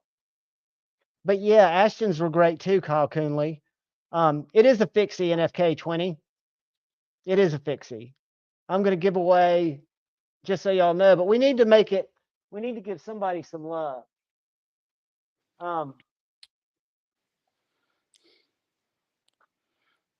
This is a cardboard shredding machine. It's got a, Well, that's the Elmer knife. it is an Elmer knife, and it has got a 17 degrees absolute laser beam on it from my TS Prof 360.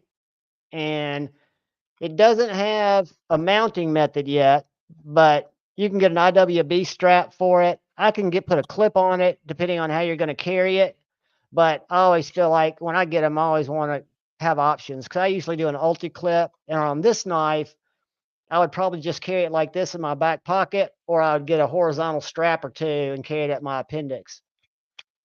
But it's a nice one. And really it has for just shredding stuff, cutting into stuff. Oh yeah. It really gets it done. But the one that I've been most impressed with, and I'm carrying it today, I carry it almost every day. And I love these clips. I just found out about these clips. Have you ever seen a discrete carry for pew-pews? A discrete Yeah. carry clip?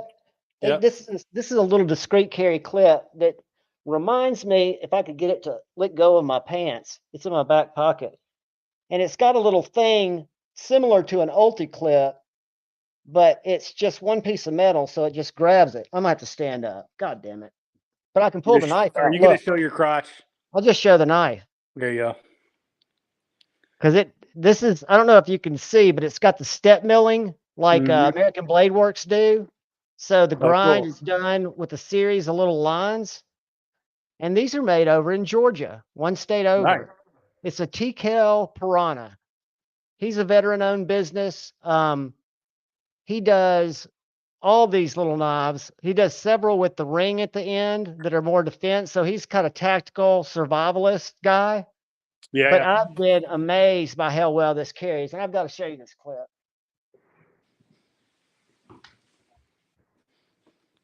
It is very good at retention. You can tell how much retention it's got with me trying to get it out of my back pocket. And it's just because it's got this little hook on it. All right. So see that? See that little hook that's kind of going the same way, but it's kind of digging into the fabric when I put it in my, let's see. When I put it in right here, that's on the inside of my clothes or inside of my pocket. You can't really see it, but it's got this little jagged piece. Why can't you see it? But I mean, it really sucks into whatever you put it into. So from a retention standpoint and from a weight standpoint, it does everything my Ulti-Clip does. It's got the same kind of little jagged hook that catches the fabric, but it doesn't have the weight or the stress of that because it's just formed of that. So it weighs like probably a third of what the Ulti-Clip. And this is their Does that fit the chickadee? absolutely. Okay. Yeah, it fit it great. And this is their Raider. So this is a little bit larger knife, but it's got the same type of step milling, but it's a little bit bigger EDC knife, about the size of my Bradford Guardian 3. But veteran-owned business, TKL Knives, cool guys. I met them at Blade Show last year, and I've been impressed with their stuff. I've been really liking this little guy. And then I got my first Great Eastern Cutlery knife, and have since mentally That added Farlow, 2. right? Yep, and I've added 2 to it. Once pocket metal and I get it all settled out. I got the cat going crazy, guys. I apologize. If I lose you, I'll be back in a second. Hold on, kitty. Let me close that so you can sit. But this is the one that started it all for me. This little yellow rose.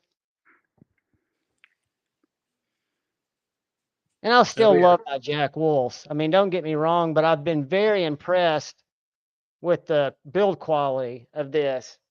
Hey, Tippy. Let me see if I can get the cat to move for a second, guys. Chill. You might not have seen this, Ian. Have I shown you that? Oh yeah, I saw that. I was stalking your live the other night. Dude, $90. Yeah. I mean, I know I'm an idiot because just like Dark Gravity would say, if you save that, you're one step closer to that Spartan Harsey, just forego it. And I was like, I've got to check it out. And they've got this now in raw tie without the anodization that I think looks better for like $90 before discount. And man, you could spread some mayonnaise with that.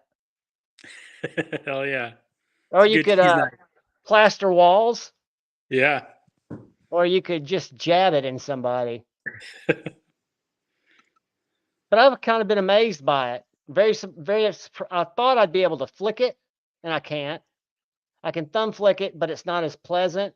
But the trigger, which is just great, or the flipper. But it's a weird one. And then I'm probably buying this.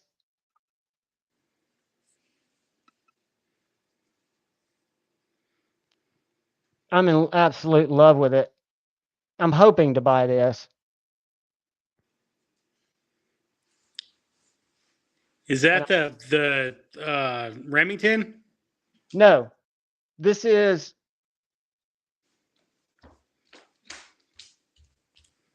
I don't know exactly which one of these this is. I've got to learn more about my Great Eastern Cutlery stuff.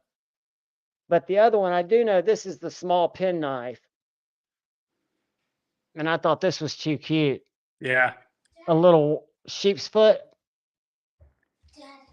It's got the same walk and talk as the larger ones.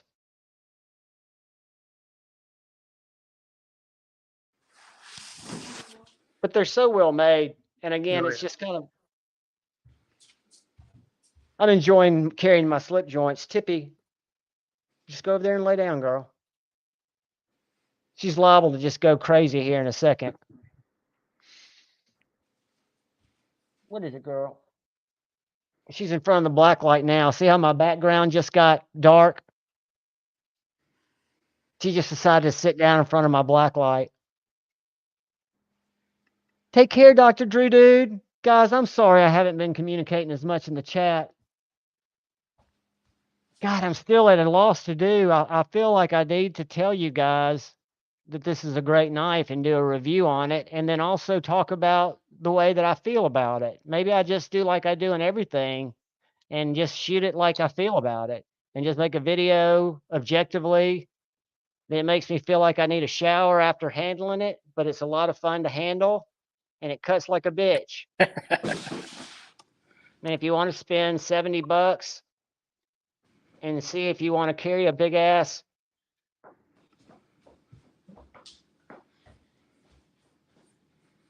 That's great, Satisfaction. I'm so out of the loop. I did not know there was something going on. Is that Stevie chilling Oh at man, home? That's Stevie chilling at home, I think he's saying. Hell yeah. Good, buddy. I'm telling you, man. Ian, that's another thing that we don't think about enough is you're probably like me. When you're on, you'll probably run your ass off. I mean, I've been known to drive 600-700 miles in a week around the state of Alabama, going office to office and office, managing people, constantly being wound up. And over time, it'll wear you down. yeah. And at my age, granted, I feel like I'm in great shape because I skateboard all the time and I'm always going to be 22. So I'm not worried about that, but it'll take it out of you. And a lot of times we forget about shit like that. My background's totally dead because the cat's just sitting right in front of my black light. She's like, fuck you, man. She's like, I'm going to sit right here. Javon, I'm gonna pop off here and go back on my laptop. I'll be back. All right, buddy. I'll be here. Okay. I ain't going nowhere. I just got a cat sitting in front of the black light, guys. And you know what else has kind of got me bummed out? I don't know if you guys can see this. Here he comes. That was quick. Hold on, Tippy.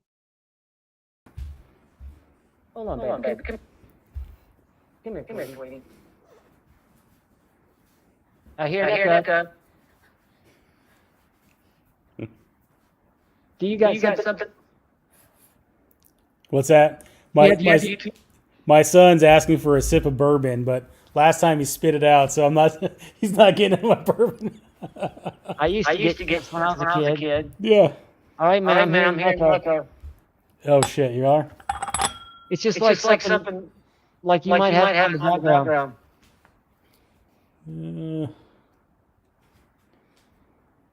Little delayed. Yeah, Maddie here. How about now? Hello. Still bad? Worse? Check. Worse? This is Echo. Echo still? Try to go out and come back in. Okay.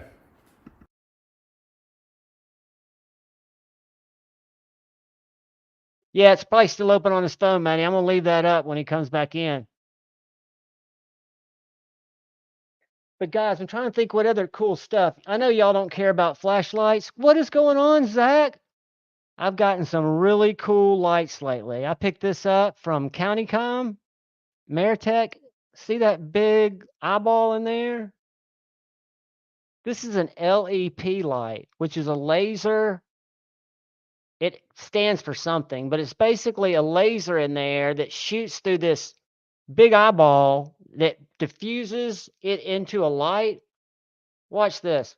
I'm going to shoot it this way.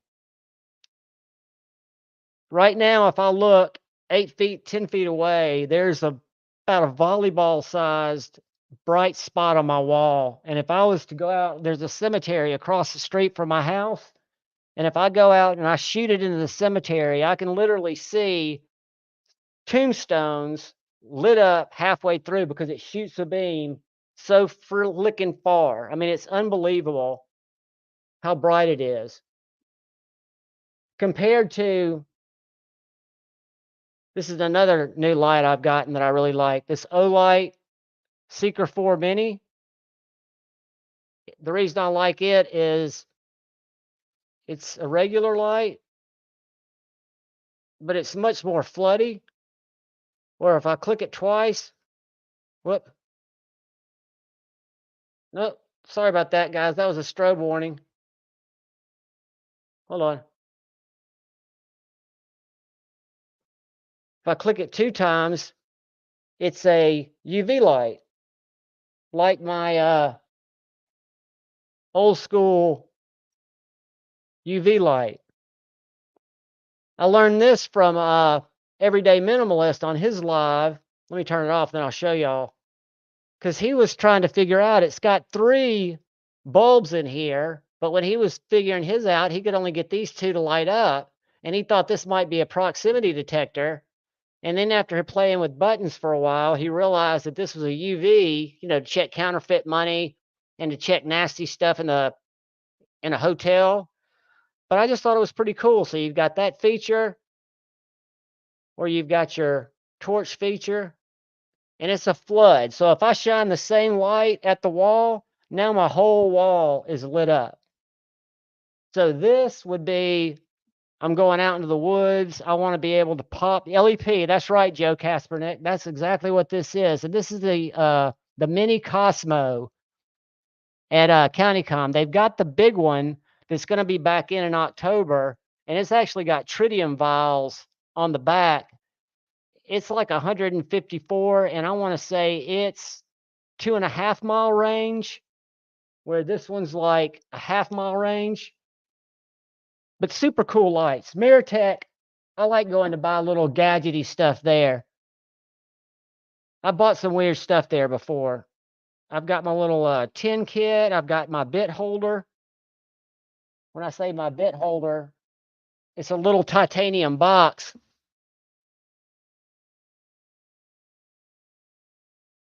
That I guess it's made for holding medicine or holding, anything that you want to put in your EDC bag. And it's just a little titanium container, and I keep all my extra T6, T8, T10 Phillips flathead in there, and a little piece of foam to keep it from rattling too much. But that's hard titanium. Got a little topo pattern. Came from CountyCom. I think it was $24. Got a little place to tie a lanyard if you want to tie a lanyard to it. Pretty cool, pretty cool.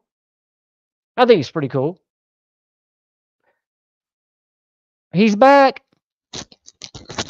Somebody suggested it might be on your phone, but I don't hear it echoing anymore. Good, okay. You sound a little bit fuzzy, like your thing's not plugged all the way in.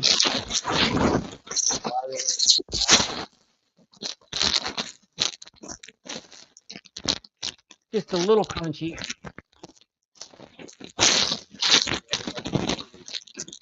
Let me try one more. I'll leave and tell that. I'm not going anywhere. So I haven't gone the bougie route. So I haven't gone to buy a really nice light like the ones Lefty carries. I forget what that's called, but they look really nice. But what I bought a lot of, and what I really dig for my daily carries, are these little Rovivons. This is a tiny one. This is a mini. This a little bit, whoops. It's just a little bit longer. So that's them side by side. And then my daily driver is this one right here. This is the bougiest I've gone. And this is the Rovivon S3 titanium. And what I love about this light is it's got one button and the features are so easy. If I push the button and hold it, it goes high beam, which is what I want most of the time. If I click it twice, it comes on low. Click it one more time, it goes to medium. Click it one more time, it goes to high. Click it and hold it, it goes off. It's got a little pocket clip, got a little ceramic glass breaker back here, your USB-C charger, and then a place to put a lanyard. It's a little fatter than I like. I like the form factor of this one better, and they do make this little guy in titanium, but it's like $60. And it's not that bright. I mean, it's plenty bright for using it in an urban environment, around your car, around your house. I wouldn't want it in the woods, though, necessarily. And speaking of Meerkat, and then I'll quit talking flashlights because this is totally off. Pocket Metal would have already put me in timeout. This is the big Meerkat. Uses a 2170. Here comes the man. Let's see. Look at him. He's got headphones on now. Garbage headphones. Is this better You or sound worse? perfect. Oh, really? Okay. You sound perfect. I So look stupid as hell, though. No, you don't. You look. If you just need little horns on the top, you've got your sipper. You're good. You were good to go. We were just talking flashlights while you were gone. I've fallen off into a few of those lately because I haven't been buying knives. For some reason, I don't feel as guilty if it's not a knife. There you go. Tippy. Lay down, girl. I'm getting ready to order some more scales from Original Goat for one of my Demcos. I don't know which one yet. I'm wanting to freshen up either my 8015 or my 8010. And I've noticed that Thai scales do that. For one, I've got a Hogue Deca V1. She just sat in front of my black light again, if you wonder why my background went. But that right there is titanium with a splatter paint on a Deca V1, which makes this knife a joy to carry. Because I've got my Benchmade that I love with my Mettenboss scales, and I didn't love it as much. This was the G10 20CV version from Blade HQ, so it was never a thin, grivery one. But this has just made it feel like a knife on a totally different level. Just have these titanium scales. I really love this knife. Huge difference, huh? I love the Deca with the FRN or G10 black scales that it has, but just these original goat scales make all the difference in the world. And on my drop point, I just went with the aluminum to see the difference. And you can feel a difference in weight. This has got a wave pattern on it. You can't really see it. But in terms of making the knife feel solid, for under $100, what a great way to really utilize your Deca. Now, these are both old Decas, so the HRC police would come after me and say, John, those are soft, wah, wah, wah, which is fine. I'm not going to cut shit that's going to matter. If it does, I've got a killer sharpening machine. If I can't get a burr, I'll figure it out at some point. Worst case scenario, I'll flip it on nacelle. There you go. So it's got a soft grind. Have you had any luck on nacelle selling stuff at all? I've never tried to sell anything there. Now I've had what I consider fantastic luck meeting people and buying stuff. Yeah. So first thing that I bought, you would love this, Ian. You might have one. Oh, that's that Combat Beads one, right? The Griffin? The Griffin Co. 2.5. Yeah. S35VN made by Best Tech. I also went back and I ordered, because it came with these carbon fiber handles. I bought this from a guy named Mike on nacelle. Super nice guy. Wonderful to communicate with, to ask him questions about the knife before I, said I'd buy it. And then I sizzled it. Yeah. So it worked great. And I went to Combat Beads website, which is actually Griffin Co., but everything's sold through Combat Beads. Yep. And I ordered some micarta scales, which are great because I think micarta is softer and it's kind of more my jam, or I thought it was going to be more my jam, shall I say? And I put them on these little guys right here. Yep. And of course, the Kydex sheath has just a little bit of rattle now. Just a little bit of rattle. Not much, not enough to really be, unless you're OCD, to make it noticeable. It's noticeable, but it's not annoying. It still has the retention, because one thing about this, when I push this button, it's going to fly over to the wall. Watch this. Yeah. Whoops. It hit the thing, luckily. You could use it in a self-defense situation. Nice little projectile. You could definitely jettison it. Yeah. But I love the way that olive micarta looked and feels, because it's a softer feel on your hand, even though the carbon fiber is not hot. But this is a great find from nacelle. That are you gonna just have a leather slip or something made for it? Not for this one. The first thing I've got to do, and I need to do it now, is I've got several J-Cals that need to go to Joe. Yeah. To get sheaths. I've got to prioritize on those. Where did I just put? Bear with me, guys, and then I'll show you my next NAF sale win. Because I was going to buy one of these originally. And there it is. It's in my lap. So did you say that you met up with the dude on No. NAF? Oh, okay. No. I just was perusing NAF sale and saw the knife. He'd listed it about 8 hours before, and I just reached out to him through their messaging app, and he came back right away because I used Javon on there as my name. Yeah. And he came right back and was, really nice. I knew I wasn't trying to get him to drop any money off of it. I just wanted to know what he thought about it, why he didn't carry it, why he was selling it. Kind of like we all are. He just has too many knives. But then I met another guy. I'd been looking for a while in my slip joint hunt for a line steel best man. Oh, those are cool. Yeah, I've looked at those before. This is a carbon steel best man in M390, a modern slip joint. And this is the spear point version. $70, dude.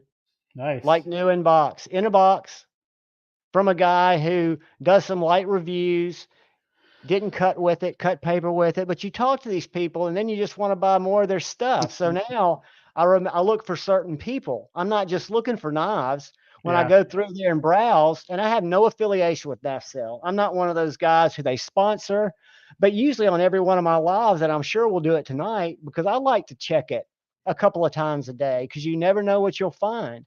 And I always say, John, that's not responsible if you're about to be without a job and you don't need, you're a grown man and you don't need another knife. But then I think, but hell, I can sizzle it, which won't make much difference if I don't have revenue coming in. But the fact of the matter is, I'm not worried about that because I know revenue's coming in. Now, where did I put that sheath? Oh, I shot it over here. Hold on, guys. But listen to this retention.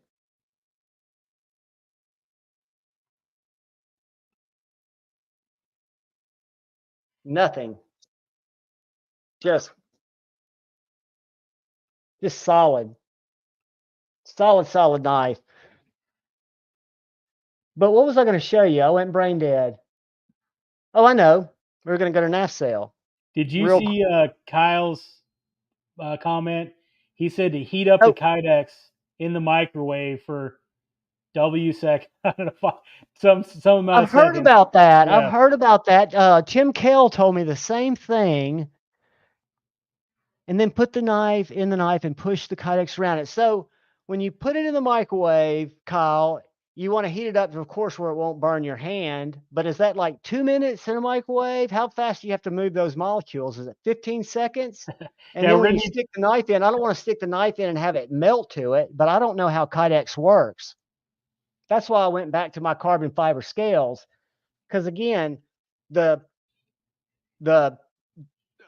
carded scales have the same retention. I mean, I can click it out, it'll fly across the knife's not going anywhere. It just has a really slight rattle, just a light rattle where this one has none. Because they did what Kyle said. When they heated it, they formed it around this knife. Yeah. And that's what Jake or Billings told me, or Jack Billings told me at Shed Knives when I ordered these G10 scales, because this came with Dayglow Yellow. He said, if you want to, you can either heat the sheath up or send it back to me if the retention's any different. And on this one, the retention is 100% the same. I cannot tell any looseness. It fits just as good. If I ever go out in the woods, I'll put the Dayglow Yellow on there in case I drop it. But I like having it with the black G10 because it looks to me like micarta. So I've got 2 chickadees now, and this one retention is absolutely perfect. The other one I got MagnaCut. It's like the moon dust version. Mm-hmm.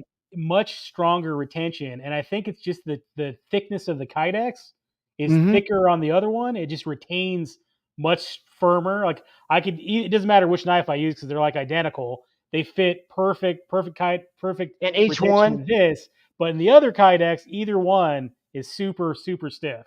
And well, again, I think it's just how thick the Kydex is or something. They're such good knives, and I was going to show you I want to see what Joe can do at Lancelot Leather. But this Oak City Leather, have you ever seen his stuff on Instagram? I've been looking at those. They're nice. Dude. Now this is a left-handed one. This is the one I got from Lefty. So I carry it in my left pocket, so it's not bad. I've also got a black one that's for my right-handed, but this Yeah, is that works. my Magna Cut Chickadee. Yep. But you drop it in there, dude, and pop it right down in your pocket. It is just chef's kiss, to quote Tri-State. But I still like the Kydex. Yeah. That's just kind of more my style. I've One also moon. One moon. That's awesome, dude. I'm happy to hear that. what I missed? I got to get back to the comments. How do I He get just said lost? he said he gifted Thank a you, knife. Zach. Where'd he go? Where'd he go? Yeah. That's awesome, dude. Good for you, one moon. Makes I you hope feel you good win when tonight, somebody buddy. enjoys it. You know, you give somebody joy. It just it's awesome. That to me, I mean, and again, it's as much fun for me as it is for the people winning them. Because, like I say, the reason I did so many my nicer knives to member giveaways is only because I want to know the people who get them. Because if I'm giving Ian a knife, I know it's being used by somebody I love, so it's a good thing. It's not like I'm losing a knife. The one that I bought from Honey Bear, and he made me a great deal on my first Chickadee. This is the old school S90V with the full flat grind. Oh yeah. And he formed his Oak City leather a little bit differently. So he's got it formed the way I would form it, where it goes all the way down. Yeah. Still very easy to get out of your pocket, right? But it Yeah. doesn't have as much coming out, where Lefty left his out like about this far. But this is a right-hander, and they're just great little slips. And I know Joe from Lancelot Leather could do something freaking killer. Yeah. But I prefer the Kydex. And when I carry them, 9 times out of 10, unless it's the weekend and I've got on shorts, I'm carrying it in the Kydex. I'll be right back. Zach, I appreciate you more than you know. Go ahead, get you some more bourbon, buddy. We'll be here. Go grab a few things. I'll be right back. Do it. We'll be here, my man. T Fetch, how in the heck are you, buddy? Winchester Inc., good to see you. And David Helka, welcome, guys. I haven't been paying attention to the chat. I've been such a slacker. Who else have I missed that slipped in here? I'm going back up. I think I talked to Jeffrey Dawson, channel member. If I didn't, hello, my friend. Todd Carr, what is up? Brother Mark Herrera. D-Metal, I know what we can do. You guys can throw in what y'all have been carrying today before it gets too late, because we're going to be here for a while, because I have nowhere to go. But what did everybody carry? Nuts for Knives, that is awesome, buddy. I love it. I'm glad you got it. Again, that's the kind of thing that makes me happy. I mean, when I do it in pirate ship, I'm looking to see when people are receiving them, just to make sure they get them. Jeff Rocky, what's up?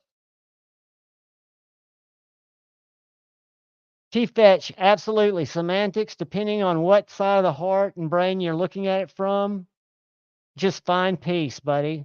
As long as we find peace, Craig Wilkes is carrying the Sin Cut Serene. Very nice knife. Beefer Barron's carrying the Eafengro EF906. So this is where I'll become behind, because I'm going to have to search for the Eafengro 906. And maybe Zach can help me with my quandary. He's a wise leader of the community. Oh, yeah. This is the second one I looked at, for sure, Beefer Baron. So, Zach, before I get too far, if you're still in here, I've seen Therapeutic Edge do a couple of shorts on one of his Eafengro titanium knives, and it made me get interested. So I started to go to Amazon and browse. And wouldn't you know it, I came across this unmarked Eafengro, and I felt dirty buying it. I didn't like the other models as much that cost the same amount of money. And so I did the unboxing. I'm very aware of what it is. I'm totally clueless on why Amazon and Jeff Bezos and his team allow it to be sold on their site. But part of me thinks I can't do a review on it because this is dirty, right? But then again, it's a great knife. It's built well. Yes, they obviously took liberties of stealing from somebody's design, take that into consideration, but it's made me more likely to A, consider a real Strider one day, which I wouldn't have before, and B, it's made me consider looking at an Effengrow again, and C, it's made me think Effengrow never again, because this is unexcusable, and I don't know how to proceed. I did the unboxing thinking it was going to be junky, and it wasn't. And it's just, I'd love to get anybody's feedback on that. Winchester did not carry today, but he did get a Civivi Odium for $30 today in the mail. That is a win, my friend. Thomas McDonald, channel member, carried the 09 Splint. Nice one. Mark Herrera bringing out the Tucson TS228 and the Otter Messer 3 rivet. Top Dog. Welcome, Top Dog 8762. Good to see you, buddy. Kaiser October Titanium CPM 20V. That has got to be a fantastic knife. I had the October in the Bacon Micarta and gifted it to Dark Gravity because I wasn't carrying it, but I bet that's a great knife, Top Dog. Zach Stuff's making a quick run. He probably didn't hear my plea for clarity there. Ooh, Kyle Coonley, one-off knife standards RR. You doing pocket check? Yeah, we're doing pocket checks. What'd you carry, buddy? I was going to start with you, but you weren't here. I went through most of the day and wasn't carrying anything. I just put this VBR in my pocket a bit ago. Ooh. How are you liking that? Flipper only. I love this thing. Have you gotten the Berg Blaze that everybody, that KC and Lefty are talking about? The Berg Blaze, which one? The new one. It's called the, damn it. Let me go find it. Hold on. Lefty's reviewed it, and it's his favorite. He'll sell it next week, but it's his favorite knife, and KC also loves it. So let's go to available knives, and it's this one right here. And then I'll share the screen because I realize I'm not sharing it now. It's the Sweeney. Have you seen the Berg Blaze Sweeney? I don't think I have. Check this out. Kyle, is that VBR the smaller version? I'm hearing nothing but wonderful things about it. Best Tech, or who's the OEM? Let's see. Good question. I think it's Riot. Riot Knives. Okay. So it's let me show you some other configuration. Uh-oh. We lost the host.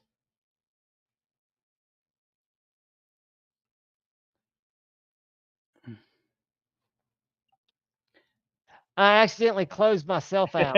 Okay. I was going to drink bourbon in front of everyone for the next 30 minutes. Every time I go out, it's your stream as long as you want to go. When I'm gone, you're free to ask for money because I don't believe in doing that. Okay, I'll do that. You can always ask for money on my, but look at the different colorways. They've got all the different micartas, and then they've got the carbon fiber and the Damasteel Sweeney, which I'm not a Damasteel guy, but that's only $4.95. And only is kind of a joke, but for Damasteel, Riot, but I like this one right here. $335. Carbon fiber. Look at that satin grind. It's, I want to say it's Van X. Hold on, it's not Van X. It's CPM 20 CV. So it's not doing it for you, is it?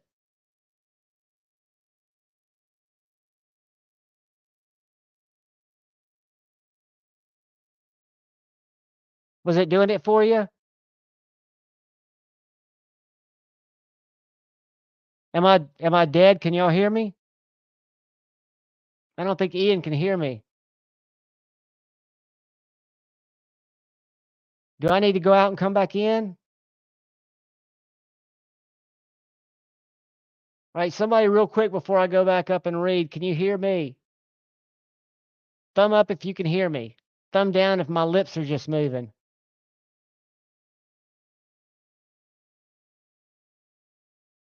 All right.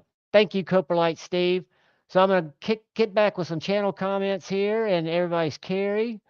And T Fetch was carrying the XLT and a Chitil. What is that? What is that, my friend? I am going to have to go research that.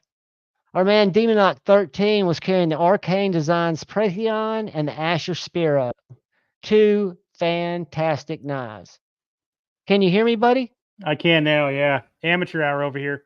No, My it's not amateur hour. That was all me. Bluetooth reconnected. Crispy Critter is carrying the Boker Barlow Bog Oak, which was beautiful. I saw a picture of it today with the acid etched C75 blade and a sack electrician. Good for you. Howdy, Zach, my man. I don't know if you heard my question earlier about what to do about this knife that I bought on Amazon to come in, do an unboxing on, and I feel guilty doing any kind of review on it, except I could just tell the truth about how I've been feeling about it and get feedback from the community because, in all truth, it's a very well put together knife that is obviously someone else's design, has no markings on the blade, which every other effing grow does, or even grow. And Jeff Bezos lets them sell it and deliver to me prime. So I got it in one day. I don't get it. But anyway, the question is to review it and tell the truth or do an overview or just let it go and not give it any more publicity. Pretty flaw for a knife guide. The MASH V2, the O-Knife Rubito 2, Artisan Steel Snake, which is what we'll be giving away later. The Castillo Nava? How do you spell that? How do you pronounce that? Navaja. And a QSP Penguin Mini and an S11 flashlight. Nice, Pretty Fly. Hey, Pretty Fly. I need some good karma in my life, so send me your address and I'll send this to you. He is looking for the karma. Pretty Fly. You can't pass that up. That is awesome, dude. And Ian, I promise you, it doesn't seem like it now, but I know you and I know you're overflowing with good karma. It's just not, you're not feeling it now. It's all going to be great. One more karma item for Javon. So you're getting into GEC. If you're open to a heavy pull, I'll send this to you. Dude, I'm open to anything. I'm open to anything, but don't feel like you need to. I can heavy. No. This is a 23. It's locking. Oh, dude, that's beautiful. And I've got, here's the tube for it with the wax paper and everything. So I'll ship that your way. Dude, happy birthday. Your karma's good enough. Merry Kwanzaa. Everything, dude. You're the man. Believe me, you will have a return present at some point. That is, look at that. Got a little farmer dude with a wagon on it. Pretty cool. I love it. What's that material? That looks unique. Is that bone? Wood. It's woodland micarta. Oh, even cooler. So it's kind of like a, I don't know, patterned. It's just milled or tooled to look like sort of like a stag deal, but it's micarta. Kind of got a little bit of grip to it. That is cool awesome. Knife, though. Dude, thank you. That is too much. At Todd Carr, it's 1 a.m. there. Wow. That's right. You're in Eastern Canada. I'm gonna wrap this back in the, I don't know, for some reason this is really wrinkly wax paper, but I'll wrap it up.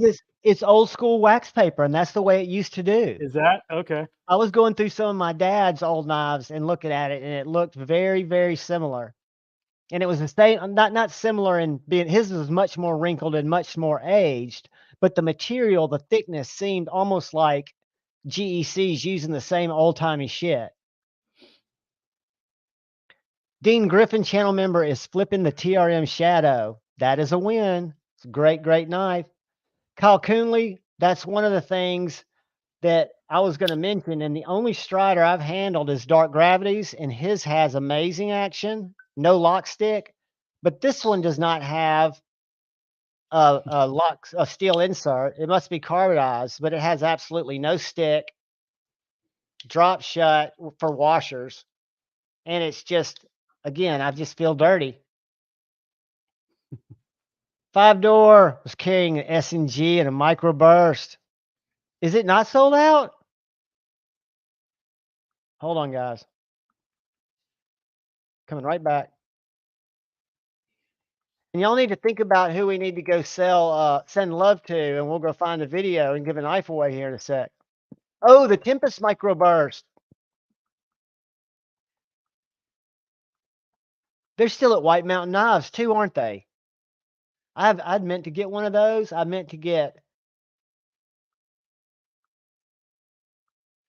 the Nestmuck. Is an awesome little knife.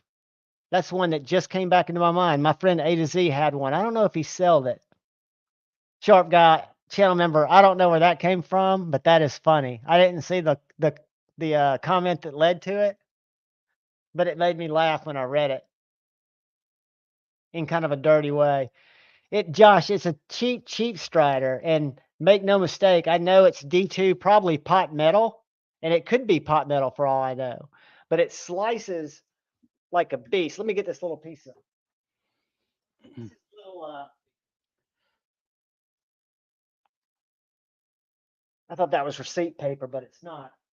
This is a little piece of coupon paper that I cut earlier, like weeks ago.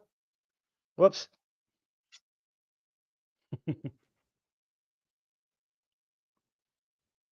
The D2 or the pot metal cuts like a beast. So I know for a fact that it's not a Strider, and I know it's a, I don't know if you'd call it a clone, because they call it an EF225T, or you get an EF225C, which is the carbon fiber with the titanium lock side. But for $75, if I was a guy, I think about Scotch and Things, my buddy, who loves Striders, and he has all the guys on his job crew. Every year he gets them a knife, a work knife, because they work hard with their knives and always destroy it. That seems like a great knife. It's the same money he spends on them, but I would think you would get a lot more use out of a knife like this on a job site, but I could be wrong. Good to see you, Sharp Guy. This is what I'd bring to my job site. I appreciate it, Zach. Your voice is the voice of reason. I'll do an overview. Oh, that's not your dick pic. Is that the large or the extra large? Magnum, yeah. So how do you carry it? Just in your truck? I don't know. It sits on my on my desk. I did open a coconut or two with this son of a bitch. That works great. I bet it did. I bet it would have opened anything. Yeah. And it holds your tent down too. I kind of want to get one of the minis. And yeah, I've got a mini here. I was on CountyCom today just because it's another site I like to browse. Yep. And something about the little mini grappling hook makes me want to buy. Do you have one? I figured you might. I'll send it to you with this. Oh, dude, you don't have to do that. I've just been looking at it thinking, what would I do with that? It's just if you get something stuck in a tree, like a kitten or something, as long as you don't grapple the kitten, you could probably pull the branch down. It'd be pretty handy. Break the branch out. Snag a mullet. Junior Miz, welcome, buddy. Carried the QSP Parrot and the Spyderco Little Native today. I love my Little Native. I never got my QSP Parrot that I won from. He will remain nameless, but he's no longer in the community. Those are such good knives. Did you get them both from Cutlery Shop, or did you get them from River's Edge, or did you get them from Jake? Which ones did you grab? Oh, these are both from Cutlery Shop. Okay. Yeah. Nice. So I got that. You follow him on Instagram? He's got some cool ones coming out. Yeah, I think 2 is enough for me. This one's Magna Cut. This one's I don't remember. But this has got that nano ceramic orange coat, and this one's like just a nice. I love it. It's called the Moon Dust. One of you guys told me about this company, and we'll have to go to his website because I don't know if Ian's seen it. Where is it? So this is a made in America. Have you seen T. Denny knives? Tyler Denny Customs? I don't think so. So you've not seen one of these? I have seen that one, yeah.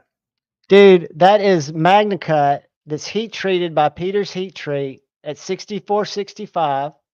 It's acid washed, and this is what they call vintage caramel micarta. So it's actually micarta, but to me it looks like a piece of caramel. But this knife is by no means a prior. This is the sliciest little EDC knife I've ever carried. And it's got a great handle. That looks And he wicked posts them thin. on Instagram. He's always got one or two available, and mostly they're Magna Cut. Let me pull it up real quick. And they're not cheap, but they're not very, they're cheaper than Jacob Creates. They're $175. Oh wow, that's a good deal. Let me share it with you. Hold on. And we'll see what they've got in stock, because I know he had some carbon fiber handle ones coming. So he's got a real simple little website, and this is the only design he makes. So he's got this G10 Apprentice available. And that's Magna Cut, heat treated 63 to 64 by Peter's Heat Treat. And this is the satin grind, unlike the acid etch that I have. And let's go down and see.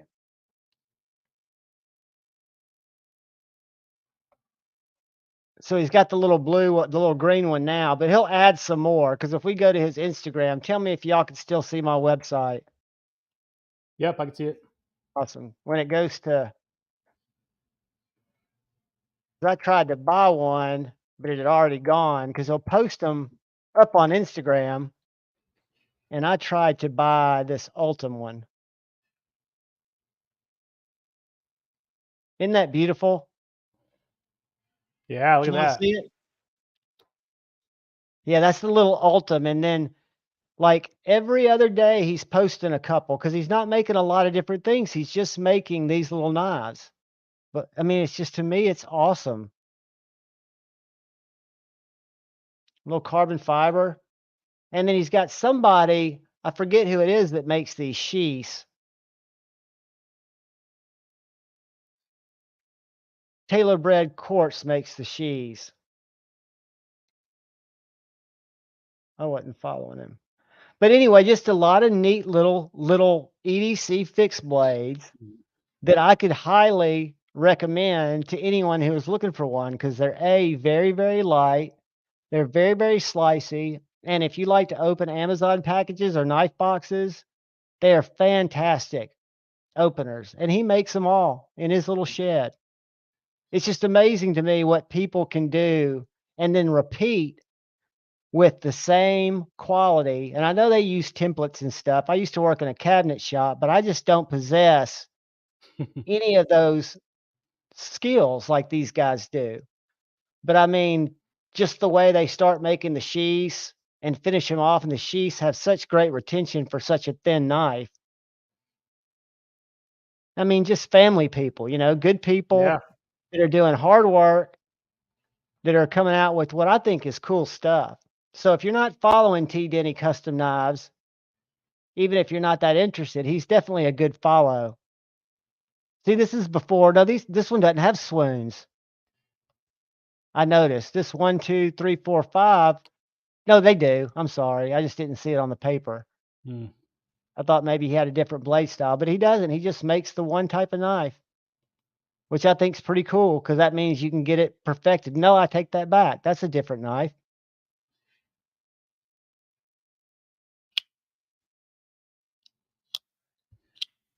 So while we're here, I wanted to show y'all real quick one more fixed blade, the one I've been carrying today, this little guy. And I don't know if y'all follow them on Instagram,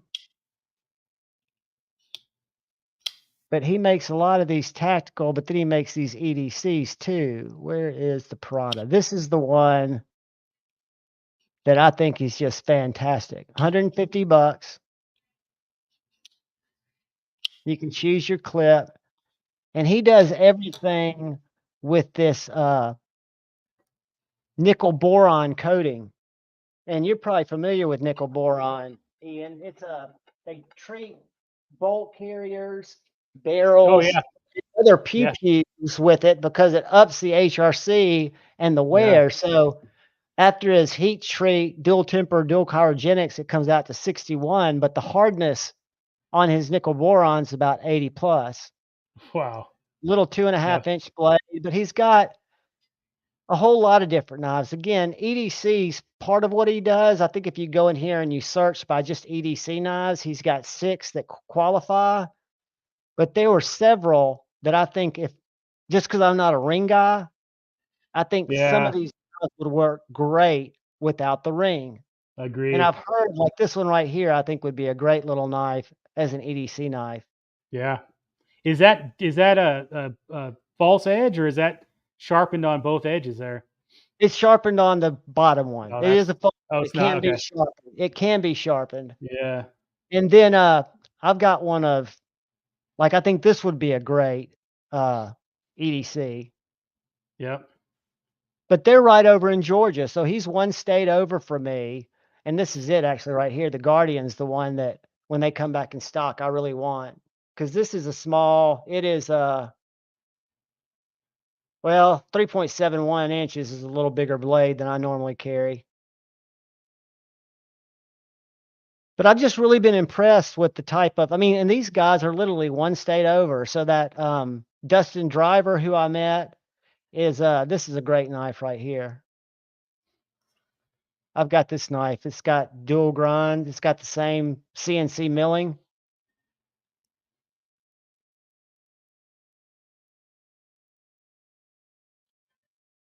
But I just enjoyed. Let me get back to my carries. We got Bama Ninja was carrying the GM Atelier, the Grand Giant Mouse. That's a good one. The Raccoon, was it a button lock or one of the axes? And then a CRKT Spit Minimalist around the neck. I like it. Jeffrey Dawson. That is a value prop. And I do want, and I don't know any of the, I'm not familiar with any of the drama before I was in the community that took place with Nick Strider, but I hear a lot of people don't feel sorry for him, but I don't know a lot about what that would have to do with. He had a rough patch, I guess. David Helka carried the Miguron prior to and the Kaiser original. That's the Miguron I'm not familiar with. But if you guys weren't here earlier, 2 of the definitely under $50 knives that are 100% winners, this Miguron Polonia and the Miguron Moirel. But the reason I show them is part of what that makes them a great value is they come with a titanium pocket clip. Well, I got the Civivi Vision R, and I hated the little steel pocket clip that looked like that.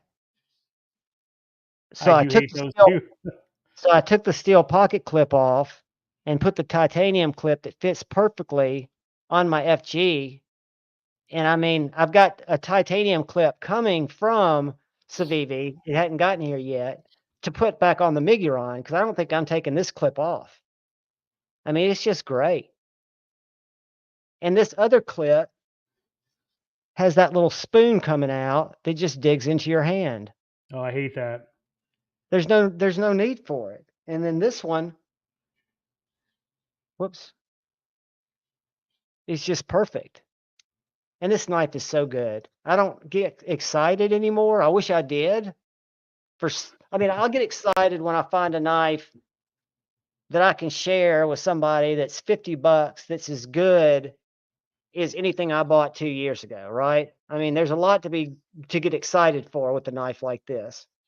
But the little Vision FG, after having the Wii, I bought the Wii at Blade Show 2 years ago because I just thought it was so cool. But they actually improved on it for lesser money. Now it has lesser materials, but the thumb studs to me are so much better than the thumb hole. And one of the things I loved about the Wii Vision R is this pocket clip. A lot of people hated it. I loved it. But what it does deny you is anything to grip. So when you're flipping it, you're basically just flipping it off your grip, which it's got good enough action, but you just don't feel, if you were to flip both of these side by side and you got your finger on this clip, I mean, it's just night and day. But I want to say this was $68 in black G10. Great deal, I thought. That's cool. They made it accessible like that. Yeah, I mean, I've hats off to them for that. Absolutely. And I think they've sold really well. And I haven't been excited Would your about would the Migron look weird with a plain titanium clip instead of black? No, I no, might have an extra one I'll throw in that box too. A couple of them. dude, you're awesome. And well, like I said, I've got two screw titanium clips coming. So I've actually already ordered them from Amazon. They just haven't gotten here because Amazon. Let me show you guys, because this is something. If you're looking, if any of your Wii's have janky clips, which most of them do.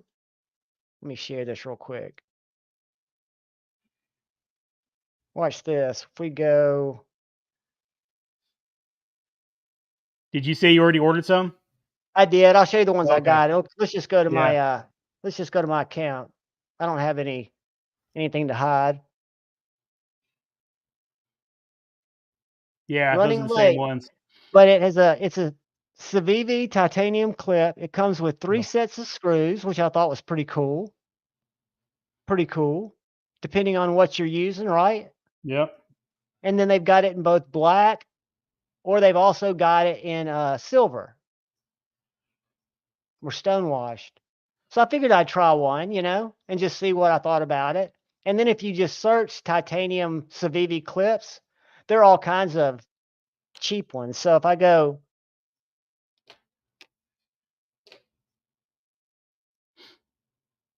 I've heard a lot of people, Steve Clare, what's up, man? like, look at these.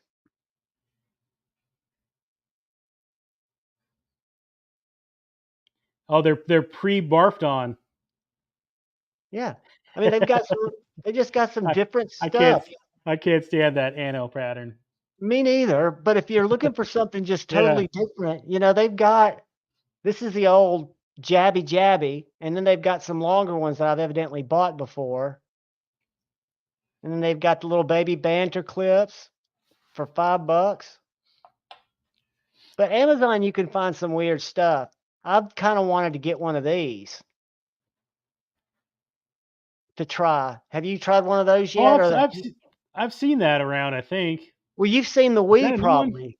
Well, yes. This is a Civivi version of that Wii that was so popular that had it looks like an integral because it's got this back piece that makes it look like an integral. Integral. I can't say that word. It's a little big at 3.7, but for $85, it's interesting. Yeah. I'm just burned out on button locks. I say that, I'm really not. Let's see what Josh carried. Josh carried the copper carbon fiber Concept Tuckamore. I'm not familiar with that. Sorry. I'll be right back again, Javon. I got this house plant. It got like bugs or something crawling on me coming off this house. Let me tell you what you need. Little tiny fucking little bugs. This is what you need. And I'll buy you one and send it to you. These are like microscopic, man. These little fucking bugs crawling all over. I'll be right back. I've got a laser. Listen to this. I'm going to shoot the wall with salt. Listen. I just shot a shotgun round of salt. This has got a CO2 cartridge in it. Yeah. So I saw basically you were saying that the Crossman Vigilante or whatever, which is that cheaper if you buy the Crossman? Yeah. Okay. I'll share a video in a second when you come back where you can watch a guy who takes them apart, puts them together, mix matches them, and shoots them both. You just buy the ammo. The Vigilante's like $40 cheaper. Kyle, these might be crabs. I don't know what the hell these little fucking bugs are, but they're all over here, crawling on my laptop, and god damn it. All right, I'll be back. All right, bud. Neil McKenzie's carrying the Best Tech Bobcat, the Gerber US1, and the classic SD in blue. Very nice, very nice. And then Brother Joseph S. is carrying a Kaiser Escort, which I've not yet tried, a Kaiser Kabox, and a new to me GEC 49 jig bone. Hats off, man. I just got my first GEC and don't know why it took me so long, but keep in mind, I wouldn't even look at slip joints 3 months ago. I think I'll always owe it to the, well, it was actually an Ambien purchase where I don't remember buying it, but about 2 o'clock one morning, I went to Traditional Pocket Knives and ended up buying an Ohio River Jack. Woke up to the confirmation number and I was like, why in the hell did I buy a slip joint? And then I used the code Lefty10. So I'm convinced he's playing some voodoo stuff and he got into my head that night and he made me buy that knife, which I thank him for it now because I've gone deep down the rabbit hole. Todd Carr and the Pyrite. Todd, did I miss the rest of your carry? Where's the rest of your carry? That's the only one I see. Nope. Cold Steel 8010. Gotcha. You got the 8010 and you've got the Pyrite. That's a great knife. You know what I picked up recently and I don't have it over here? I've got the Pyrite, but I also picked up an Echo, a Micarta Echo, and I think I like it better. Just because I like the blade and it's a little bit longer. It's real. The struggle's real, Cooper like Steve. I've got a old school from when I was collecting before. I've got a Kershaw, what's the big one called? Blur with non-serrations. David, the Sweeney, we were just looking at that, buddy. How do you like it? It looks like a wonderful knife. I know Lefty and KC love it. Kyle, we'll come back to that when he gets back.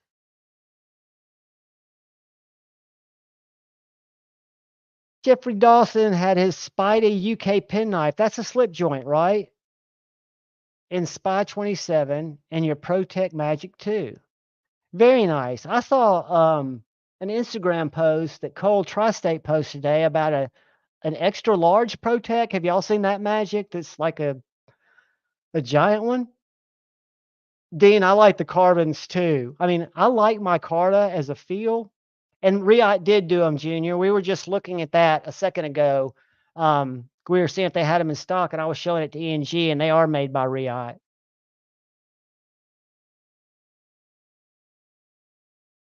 I've seen the Warney Elementum, and I have gifted away my button lock Elementum and my OG Elementum that had the uncommon composite scales, and I'm very tempted to bring in a Warncliffe, which will eventually get given away, but just because I think that's really cool. Brother Brett Ingram is carrying a custom slim MIDI Medford. Buddy, cheers to you. It is probably my favorite Medford and one of my favorite USA made knives in S90V. It is what I call a gentleman's folder on steroids. I liked it so much that I could not at the same time. I mean, I saved up and I got a Medford Marauder, which is literally the same size, but shows you how much slimmer the Slim MIDI is from the MIDI Marauder. And the Slim MIDI's just got great action. So I'm a big fan in the Slim MIDI. And I don't know if y'all saw the Medford Instagram today, but they posted something very, very cool.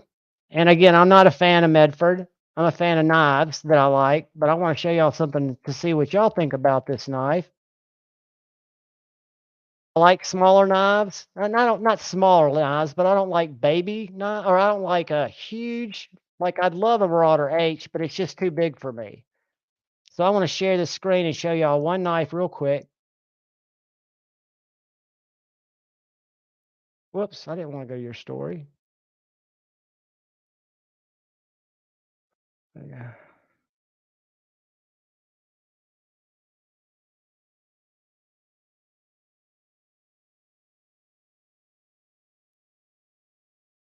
All right, it's on the other page. Hold on.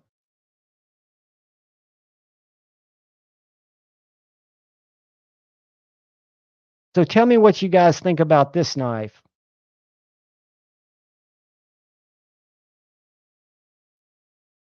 Well, hell.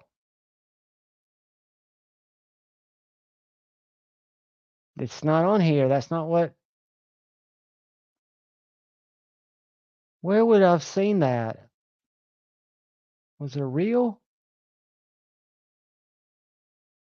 All right, guys. There was a little mini Medford that I saw they're bringing back a design. I forget what it's called. And I think it's Medford Knife and Tool. Let me try that.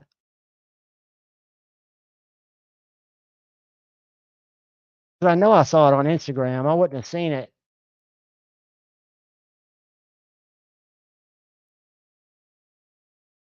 And Instagram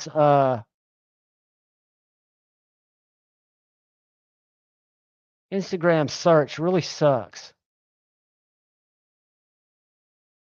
All right. Anyway, I can't show it to you, but they're making a really small, like the thickness of a slim midi, but a very, very short little, almost not a fifth pocket, but a small Medford. Brother One Moon was carrying the accelerator, Two Saints tactical lighter, Stabby Labs FN pen, a Drista mini pick, and a Nefarious Artco Rockway Reaper. What is that? Nefarious? I won't be able to spell that. Nefarious.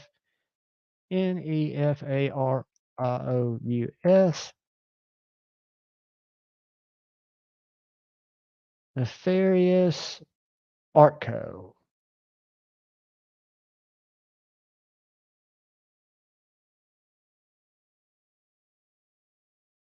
Let's see what we've got here.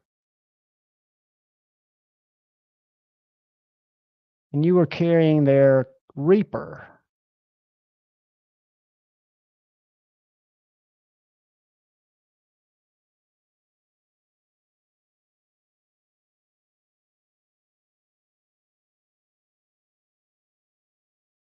Those are the pics. Is this the right page? I'm about to share this page. And I'm sorry, One Moon, or everybody to stop. But when I see something I haven't seen, I learn more from you guys. So is this the company that we're talking about, the Nefarious Art?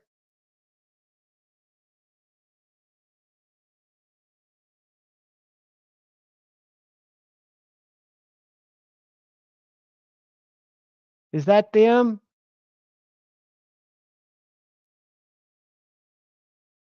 I'm going all the way down so I can find that comment.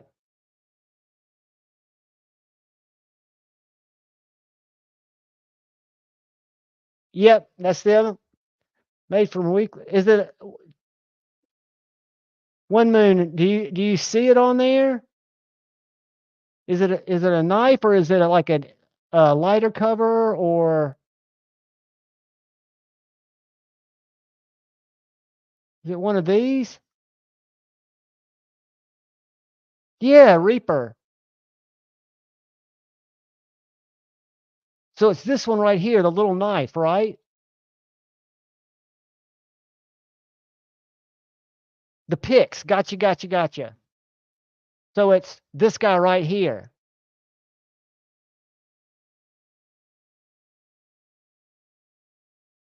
I like it, my man. I need to get more stuff like that. I rarely carry a pry bar, even though I've got a bunch, but I will carry a light every now and then. You back, buddy? Yeah, my wife didn't believe me that there was bugs, so we were on a bug hunt. She thought I was going crazy, but she saw one finally. Oh, y'all got it made, man. Little bugs aren't going to hurt you. That's just protein. Right. I'm still trying to get caught up with all these. I'm so far behind. I ought to just give up. But CGR is making mini pyrites. I saw that, and they're going to be exclusive to White Mountain Knives. Did you see that? That they're going to have mini pyrites and mini pyrite warnies. I like me a warning. I'm so far behind. This is when I was asking if they could hear me. That's a button lock. Yeah, it is. It's a very well done button lock. Paper Tiger's carrying the Civivi Vision FG, which is great, buddy. Which if you have a Miguron Polona, or you have $15 and you go to Amazon, you can buy a titanium clip that's much smoother on your hand for your Vision FG. And I'll tell you how it goes, or send you one when I get mine in, because I've already got one on it. Let's see. Matthew carried the Para 3 and the Beyond EDC Night Horse.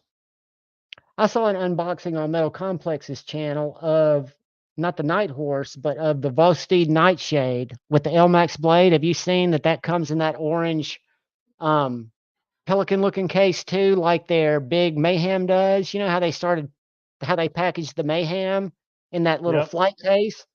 Well, this Volsteed came to Metal Complex in one of those, and it's that banana shaped knife. This is the mini version of it, but I've got the regular Nightshade too. This is the mini with the axis lock, but they've got a full size one of these with the finger hole and LMAX and in titanium bolster and G10. I don't know how much it is.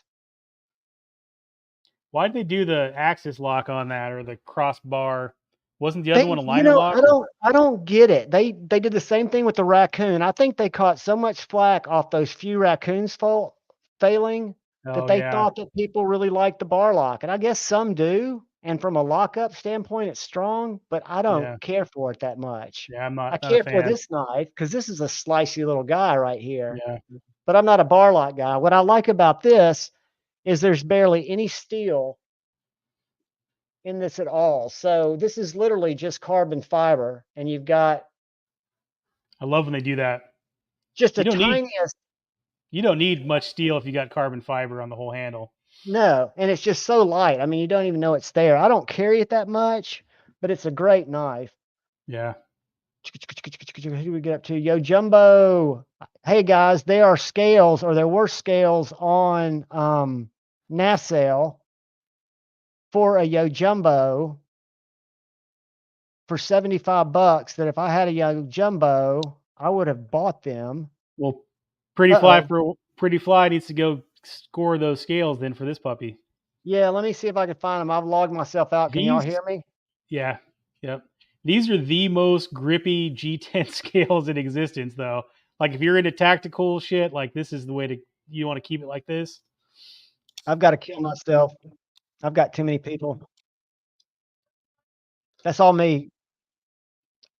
I got it. Can you hear me? Yeah, we can hear you. All right, I killed my one self. No, I'm still doing it. Hold on, let me kill another one. Hey, Maddie, I was gonna have you chat me up on Arizona. I was telling people earlier that I was considering moving to Phoenix. I don't know how bad it is in Phoenix, but the way I look at it is if in Phoenix you got 4 months of hot weather and then 8 months of beautiful weather. It's like the opposite here in Oregon. So that's not that bad a trade-off if you ask me. Javon, where'd you go? I don't know if I'm echoing. It's all me. Oh yeah, I can't hear any echo on my side. It's me. Let me figure something out. More than 4 months, huh, Maddie? Oh, I've been told a lie.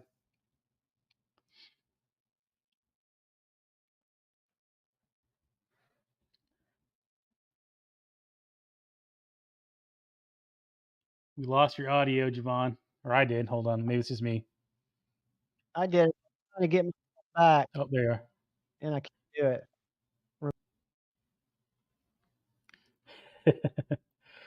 No, probably not, Zach. We're kicking around some ideas.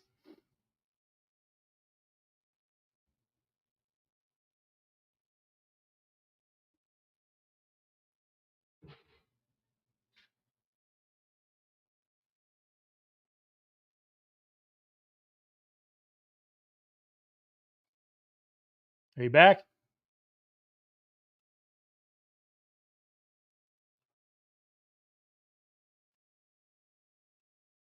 No audio, Javon.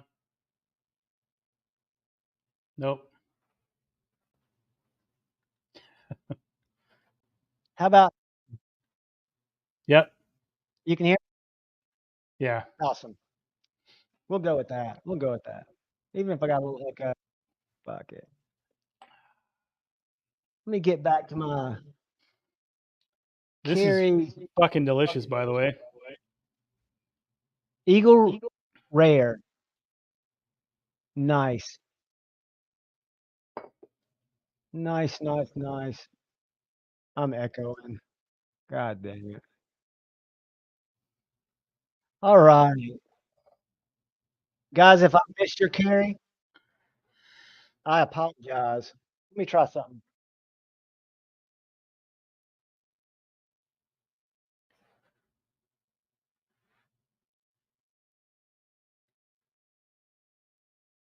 Am I still echoing?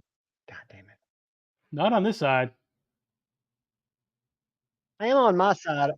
Hmm. I can handle it, but I just don't understand what it is.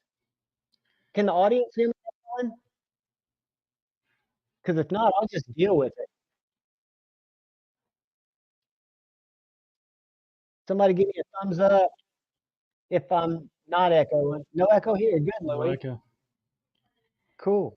If I can Javon, make this, Zach said to check out the, what was it, Medford Praetorian FL Flipper. that's probably what it is. Hold on.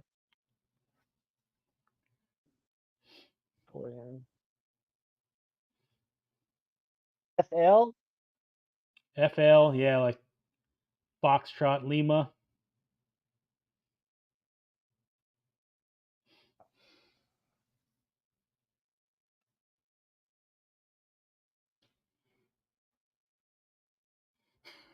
It's opening. I don't think this is it. Important. Your audio is almost removed. Got it. Can y'all still hear me? Yep. For some reason, here we go. Is this it, Zach? Mm, mm.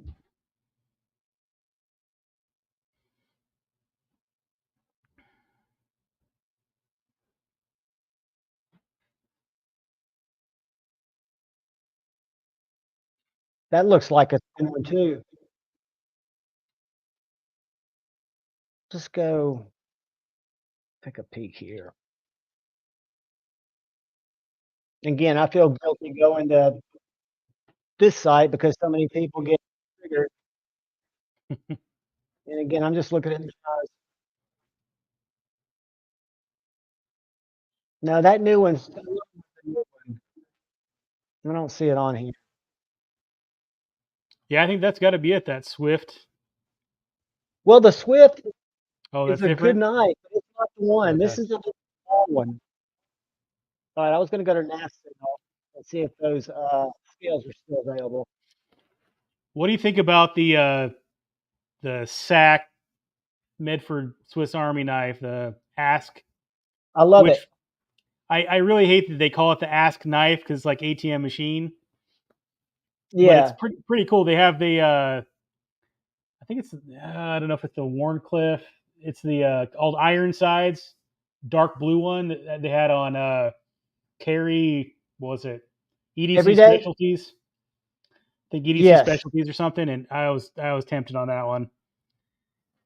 My friend of mine, A to Z, has one, and they are so cool. The Yeah, hollow I'll blade is probably. great, and the way that you can change out the blades or the tools, Yeah, the scales, I think, are gone.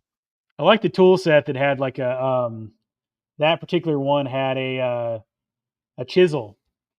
Looked pretty cool. Chisel, very Yeah. cool. God, if they're back here, I've already gone 3 pages. Here they are. They're still here. 3 pages since I went today. Oh, that sucks, Zach. So these are the Jimbo XLs for a fantastic price. Sagaha titanium for Yo Jumbo, $70.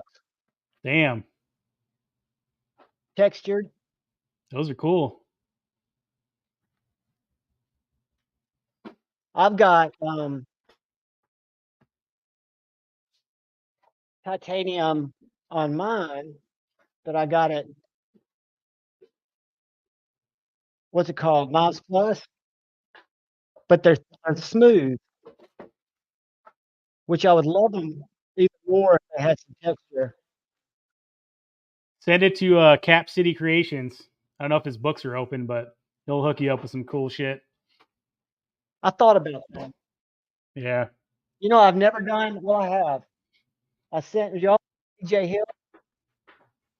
Hill Custom Lines or Hill Design. He did mod for me on a Boker Impetus that I learned from Jake Bearded Gear. Showed it. It's like a big danger pickle, and he did the danger pickle mod on it. I'll show it to you here in just a sec. Patina Joey and a Prometheus DesignWorks multi-tool. I've got a nice Joey Roman chisel. And guys, if you missed your carries, it was not intentional. I have not even seen the Civivi Hyper on. Let me look at that. I'm clearly out of the game lately because there's quite a few that I haven't, these recent releases I haven't even heard of. Well, isn't that funny how you can be gone for 2 weeks Right. and so many knives have come out? Why can't I find that? Ion. Nice. Ooh. Okay. Take a look at this, guys. I approve.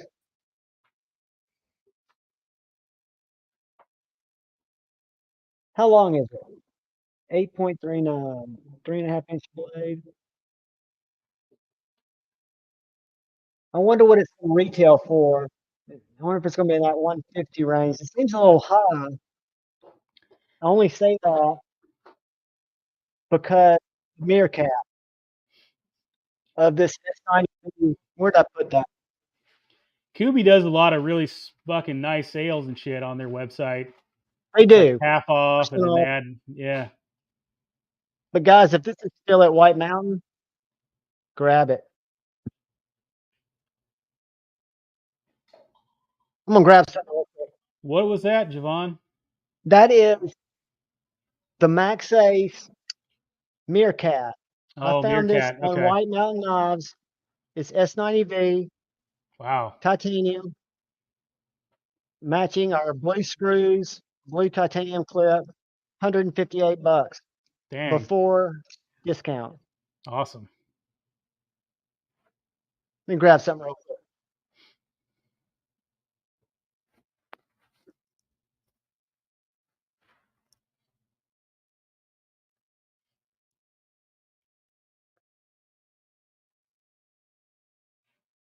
So this is my BJ Hill mod. So y'all know what the danger pickle is, right? So this originally had a flipper tab and solid blade. And this is a birch tree. They ground it, but it's a birch tree blade designs that the danger pickle was made from. So this is basically a bigger version of the danger pickle where he's put the hole in it, hollow grind, acid etched the blade. That's And I love awesome. it. Yeah. I don't carry, but I think it's cool. It's my only real mod that I have modded. And the Danger Pickle's the Spyderco version of that? Yeah, the Danger Pickle's a Spyderco version. Yeah. It's in kind of an olive green. Yep. And it's actually called the Bomb something. Bombshell. Yeah. And Bearded Gear named it the Danger Pickle. Kyle Coon, that's funny. I've got right. some springies. They just need to be unloaded. We need. Javon, you carry any kind of like toolkits or anything along with you? Oh, look at that. Got that on there. Which one is that? Check out this is a little garage built gear pouch. I don't know what this one's called, the little small one. But it's pretty, I mean, it looks probably thick on camera, but it's pretty thin enough to put in a front pocket. And check out what I decided to carry in this thing. Check this out. So I'll do the main pouch here first. So I've got kind of wedged in there a bit, but got this little Weehaw set which is fucking cool. Full, Got a all little, the bits you'd ever need. got a little bit. Yeah, I've got like the T6, T8. I've got a couple different Phillips, flathead, all in there, right? Got this little a ratchet that you could put the bits on the end as a screwdriver. I love it. Tiny little thing in there. Keeps going too. Check it out. Got little cool little Phoenix light Little here. light. Little flashlight. Bright as shit. Nice, Blow off dude. the camera. Got it keeps going. Got my Civivi Terzula tactical tweezer. How do you like those? These are awesome. I Do they, I kind of mean, wish. it's good. Are they good for pulling hair out? No, it's really for like really fine splinters and shit because they got a really fine point. They're not like the flat end that you can kind of Gotcha. really grab, but they're really good for splinter picking, gouging stuff, pokey stuff. There's That's the those. perfect size kit, though. Yeah, so that's just the top pocket. Then in the front, check this out. This is where it gets pretty awesome. Got my Knipex. Knipex, little Cobras. Also got the little collapsible titanium toothpick poker I love it. pokerizer thing. Little deal here. Got all in this little kit. Got my these are the Clippers. best fingernail clippers in the world, the little Victorinox clippers. I don't have the Victorinox, but I've got some. And last, but which I'm terrified of, which I hope to never have to deal with, but little tick remover. Yeah, little tick getter. All in that little little pouch that goes in my pocket. I've got to match 2 of these VanQuest that I used to carry in my bag to blade show and stuff, or camping, where I've got like a. Have you ever seen one of these? Oh yeah, is that the it's fire kit? Yeah, this is the. I'm trying to think of the brand. This is the lighter, It's Exo but it's gear or a something. yeah Exo gear, but it's sealed up so it doesn't leak. Awesome. It doesn't evaporate out.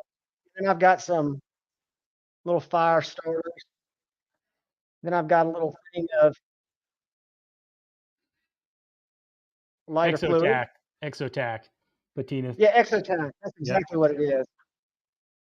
And then the coolest, this is from Meerkat.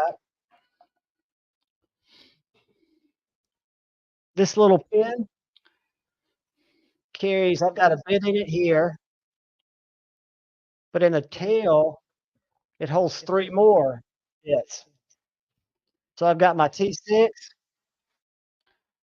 think my I got T30. you. I got you beat by two bits, Javon. We do right now. We're only halfway through. Keep going. Yet. Okay. Uh-oh.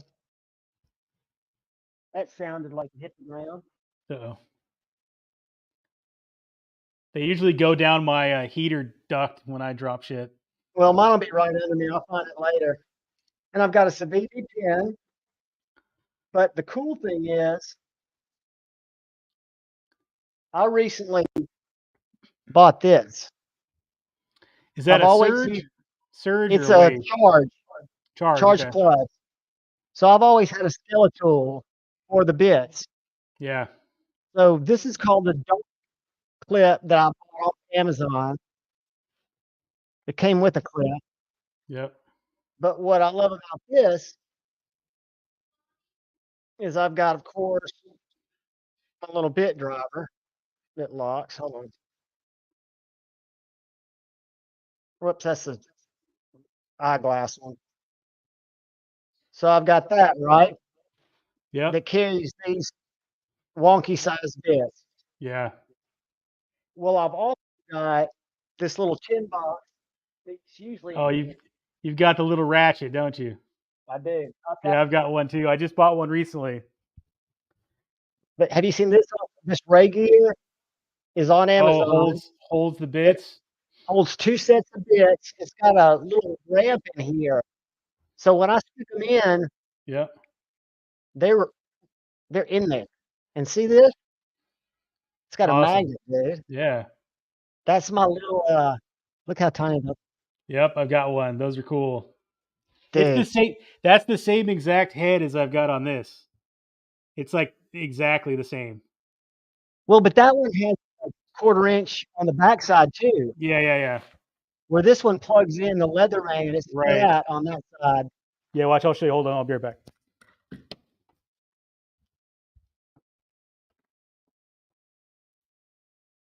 But I used to never be into multi-tools, and all of a sudden, I now have two. But I did it for the bit.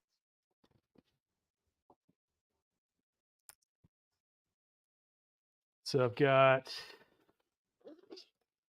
this goes in my backpack. This little tech kit here. Oh, by the way, this is the baddest ass little battery bank ever. You got to Oh get one of these wow, if you. It's a night core, 10,000 milliamp. This thing is freaking awesome.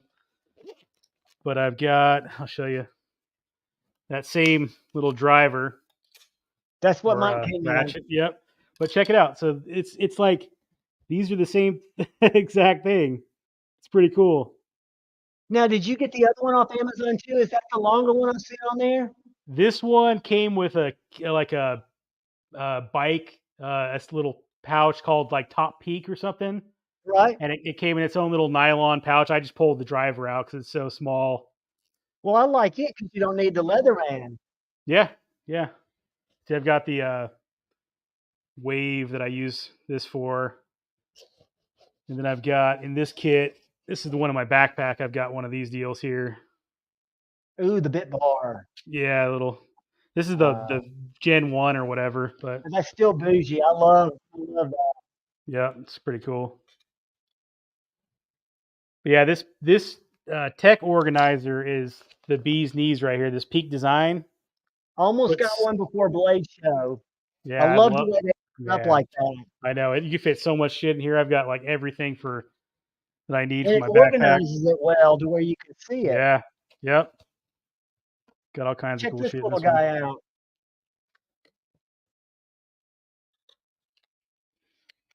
This is a little mini. Let's get it where I don't hit my hand. Oh, nice. And I Yep, carry little in my little kit, exacto. I carry these sealed up scalpel blades. So if I ever have to go all wild after somebody's Yep, splinter, a tracheotomy or something. exactly. If I've got to trach Yeah, somebody out, I've got this one in my kit. ooh, Javon, check that's this out. That's the County Com.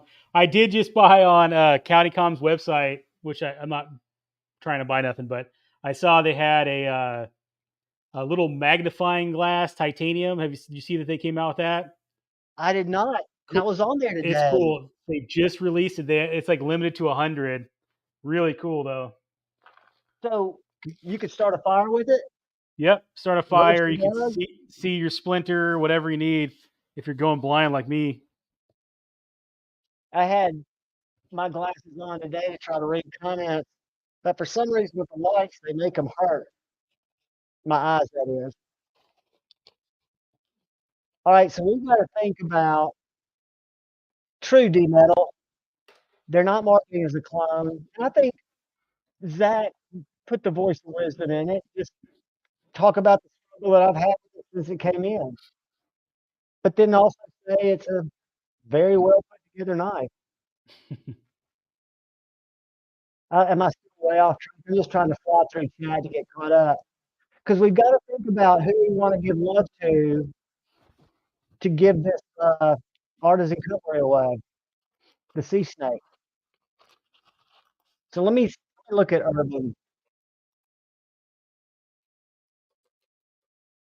And I'm up for any ideas you guys have. I would say we could get Big Red to 10K, but surely everybody in here is following Big Red Yeah. already. I sure hope so. So he's at right at 1K subscribers.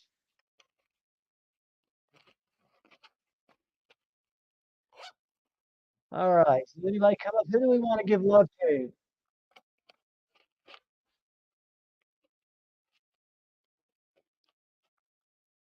The Tutmore. I can get so sidetracked.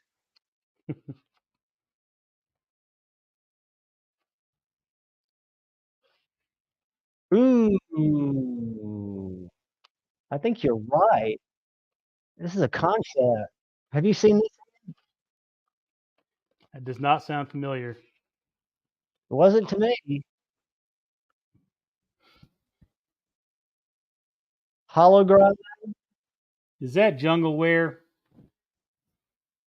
It is kind of a jungleware. Oh, it's got the yellow though. So that's Yeah, that they other one. call it. Okay.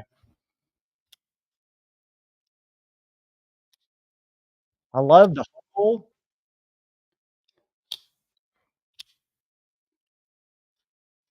I 100% approve. Put it in my cart just so I'll know it's there.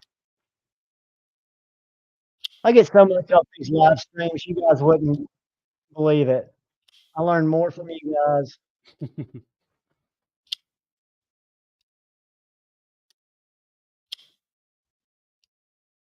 All right, we're gonna check out the Kickstarter. Let me see if anybody's come up with something for go give love besides urban movement.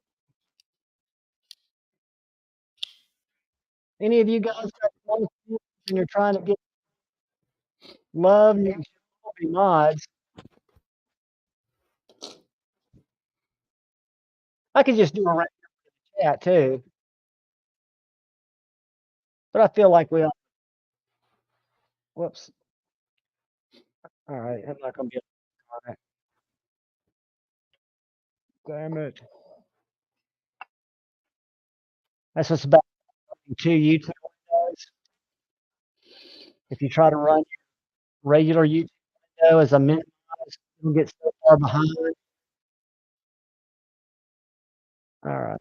Stella, I like that idea. I'm trying to go to that link, that GoFundMe, or that Kickstarter. All right. There's Stella's link. Oh, I gotta look at the chat. I'm such an amateur.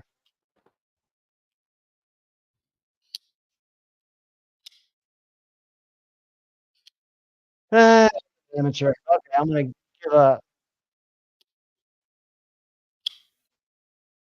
Let's Google it. From ashes to art.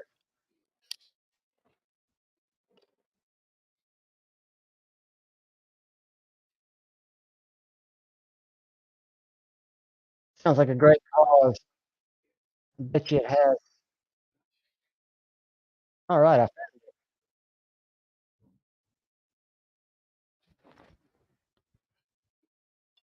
and then we're gonna go to.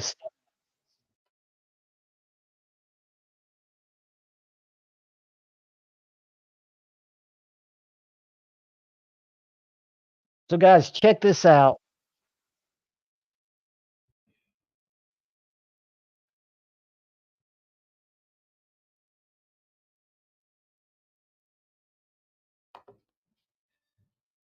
I don't know what they're rebuilding from.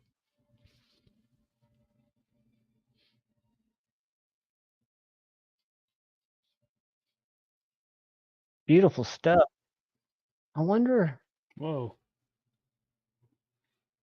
That was sweet.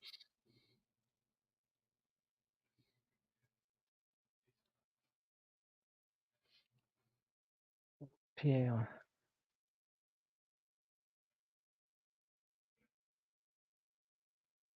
Well, guys, I'm only there. It looks really interesting, and I've got two StreamYard windows. All right, this is gonna be interesting.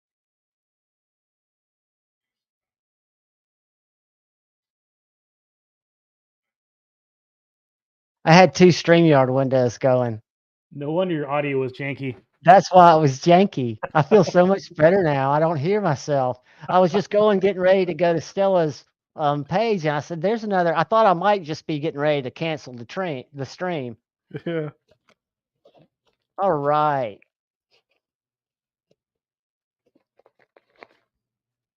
She's at 1.8 subscribers, so we could make a move on getting her towards 2. Do I have a second? Does everybody agree that Stella's a good place to go for our giveaway? And again, we'll be giving away Mike Imler, cardboard shredding, hand hugging. Of all the things I can say about Mike Imler, I love his knife. That's called the sea snake, right? Yeah, this is the sea snake. Sea snake. This yeah. was one of my first EDC fixed blades. Actually, my first EDC fixed blade was my SE3 and S35, but I didn't know how big one needed to be. What's up, Hinder Collector Brant? Zach, I saw it on, I want to say it was Instagram, and Lindsay was holding it, and it was about this short. It was thin like a Slim Midi, but it was like a little short, fat bladed chode, but it wasn't thick.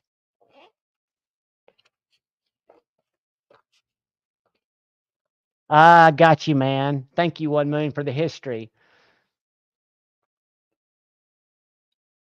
I will definitely participate, and let me get that link back up there.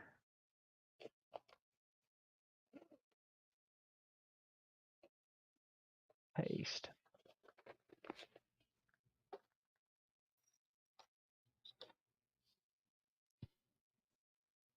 Whoops.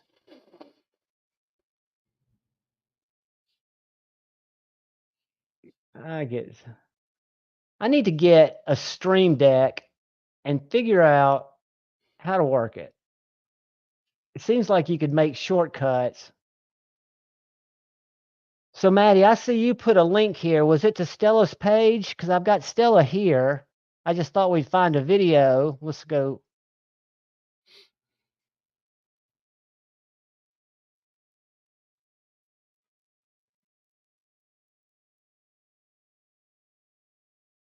All right, we got this one here. Unboxing a freshwater crocodile. Let's see what this is like. It's got 51 views, 8 comments. So this will be a good one. All right, guys. So what we're going to do is, if you're not subscribed to Stella's Knife Obsession, please subscribe to her. I just put a link to a video. Whoops, that's not it. This video right here, and I'll pin it in the other chat. Hold on. And then I'll go back and put our Kickstarter back up. Ooh.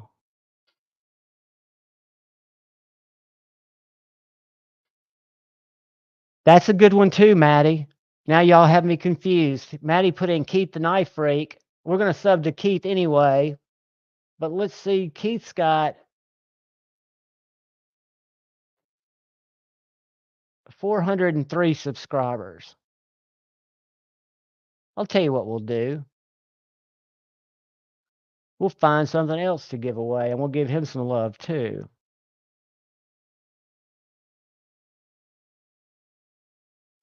All right, so what we're going to do is we're going to go to that video, and we're going to put in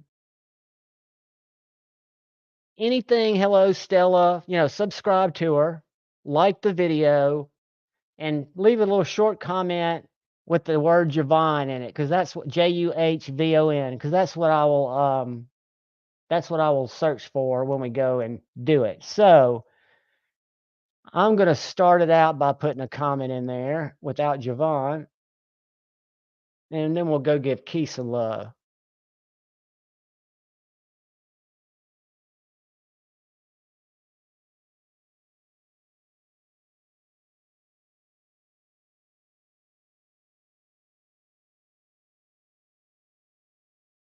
All right, now there are 9 comments.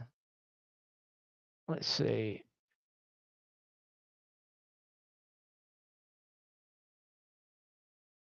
Let me like it. All right, we got 20 likes. We got 9 comments. And the word we are going to put in, I'm going to put it here in the chat and pin it. Leave a comment with Vaughn.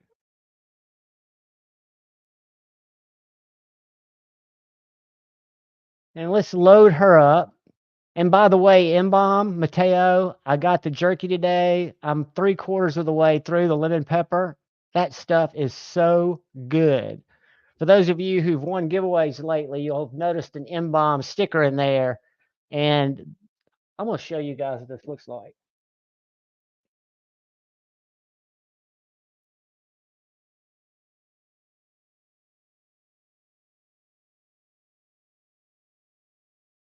So this is how it looks when you get it at 2 o'clock in the afternoon.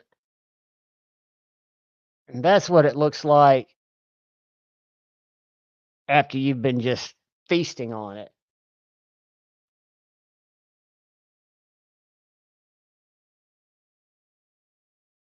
The thinnest, crunchiest. See, I can't even have it over here without digging into it. I mean, look at this. Get a small little piece that I won't choke on.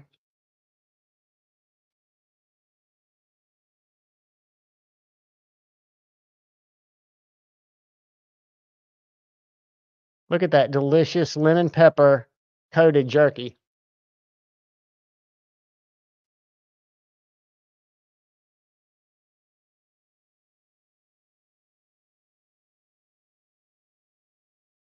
Very, very good. Uh-oh. Which link's that, Maddie? Is that our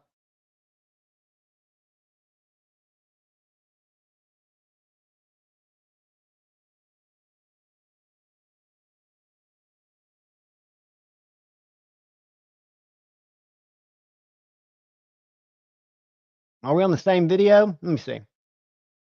Because this is our first one, our Stella Sea Snake giveaway. I think y'all are commenting on a different video. No, you're not.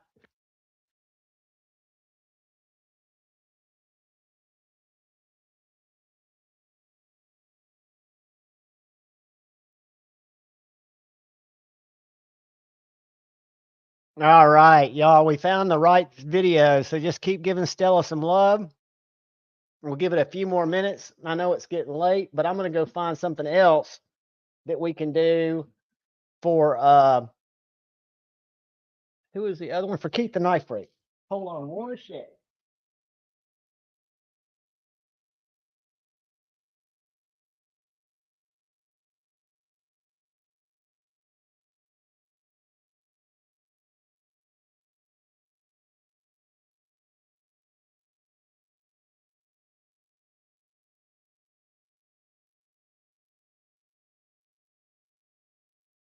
All right, there are 33 of us in here, 37 of us in here. So I need y'all to all go give Stella love for the sea snake.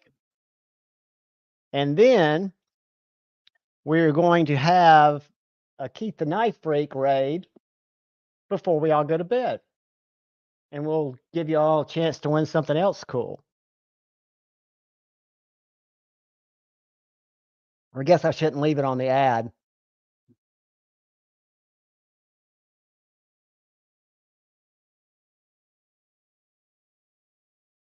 All right, let's do this.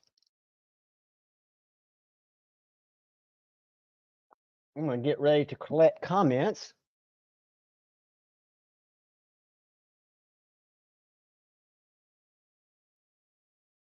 And keep Keith the Knife Freak there because we're going to go give him love next.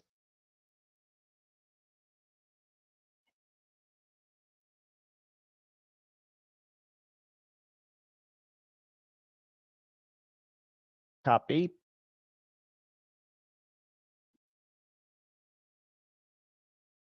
I have a feeling I'm going to have to join this. Let's see.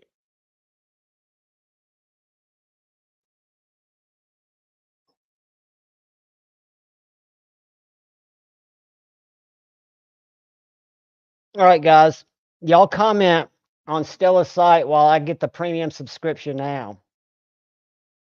So I can use this tool to hashtag it. Or I could just choose one of you and we can go through and look at it. Let's see how long this is going to take.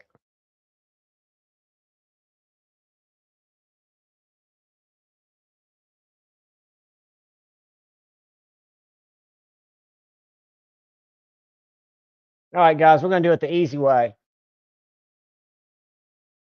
Since there's so few of us in here, I know y'all are going to put the comment in there. And we'll filter duplicate users. And we'll go in there and we will look. Right now we have 37 comments. 37 currently for the sea snake. And this is on Stella's. So y'all tell me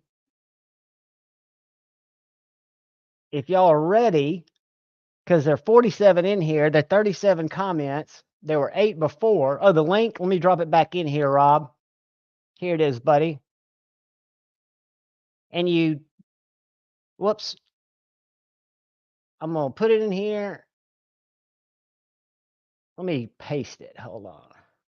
Let me paste it in the regular chat because then I can pin it.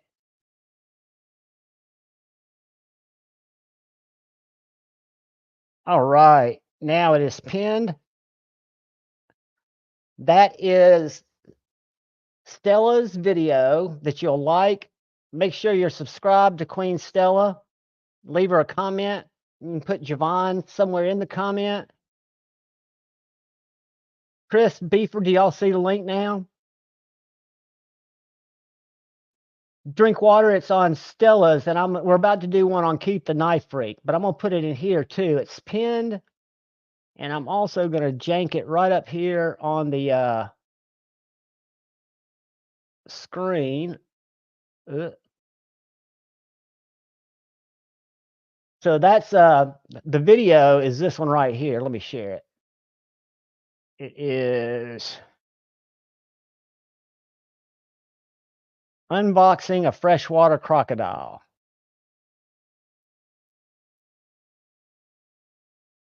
And we want to like it, and we want to subscribe, and let's see how many comments. We're at 39. Up to 39, so y'all give it a little more time.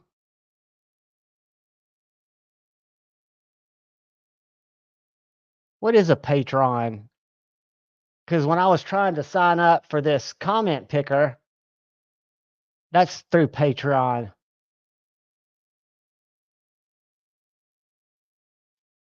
So how much time do you guys need? Because we got another one to do after this. It won't take long, but we're going to go give Keith some love. Everybody got the link? Can everybody find the link? Neil McKenzie's in, 10-4. Drink water, found it, 10-4. Dean got in, awesome. Thank you, Dean. I wonder if Doug's still in here. Rob, did you find it, buddy? Ready. Okay, so we got some ready. So we're gonna give away the sea snake. And then I'm gonna show you what we're gonna do for Keep the Knife Freak for you guys. So let's go stop sharing and start sharing this.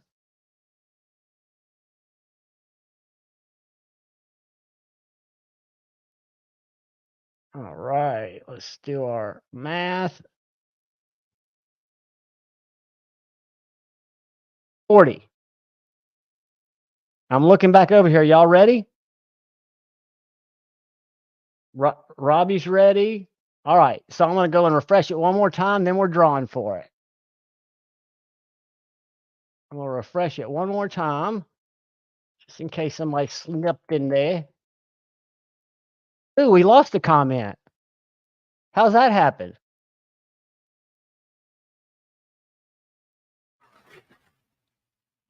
We had 40, now we got 49. All right, here we go, guys.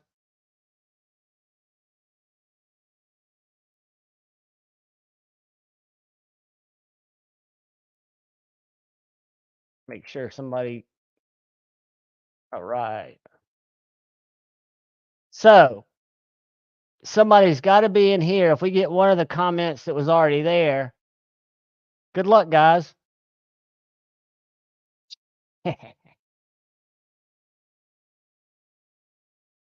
All right, who hadn't won a giveaway? Who was it? Was Nut for Knives? Is he still in here? All right, I'm gonna.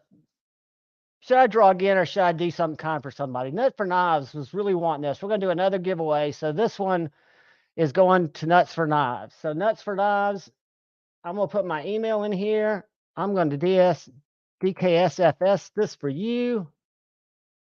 Knives. And then we're going to do another giveaway live 2021 at Gmail.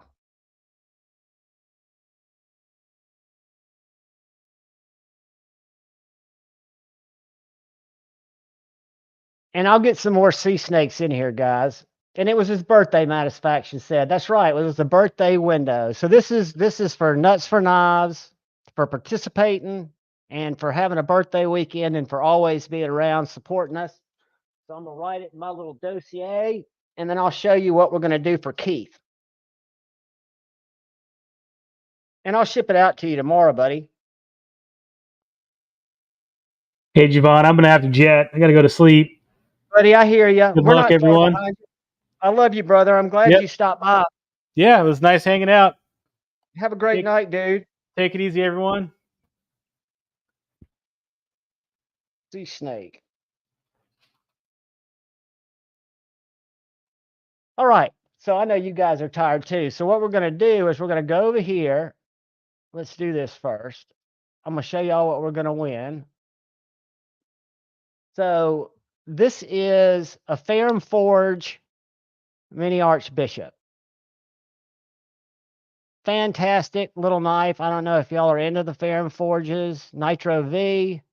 This is the little fifth pocket, but actually, let me show it to you against a knife like the Benchmade Bug Out, so you can get an idea of the size of this little booger. It's got a great choil, but it's a little fifth pocket knife. Super nice though. I'm a big Ferrum Forge fan, so I've got a titanium stinger, a regular stinger, the Pro X or Prolex, and then I had the this mini Archbishop, and this is what we're going to give away for Keith the Knife Freak. So let me find a video for Keith. All right. This is called Straightening Hammer. Let me put it in here first. I'm going to pin it. We'll want y'all to subscribe and to leave a comment. We got 10 comments in there now. And here's the link. I'm going to pin it. Whoops.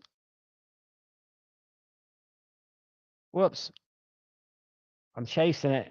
Replace pin message. Okay, it should be pinned. And I'm also going to put it right here. And when you go to it, I'll show you what it's going to look like. It looks like this.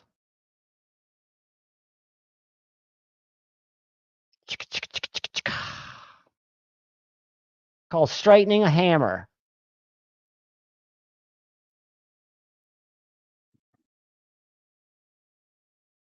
And we're just going to go in and give Keith some love. I'm not even going to comment on this one. I'm just going to like it.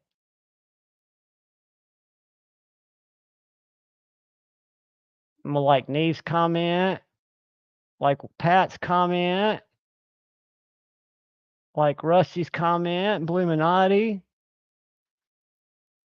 But y'all get in there and we'll get some love for Keith. Whoops. 16 comments.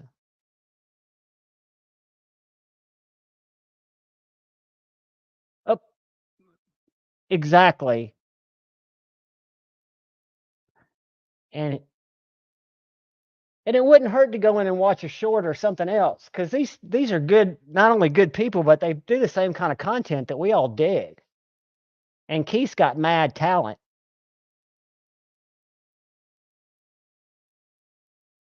So I'm going to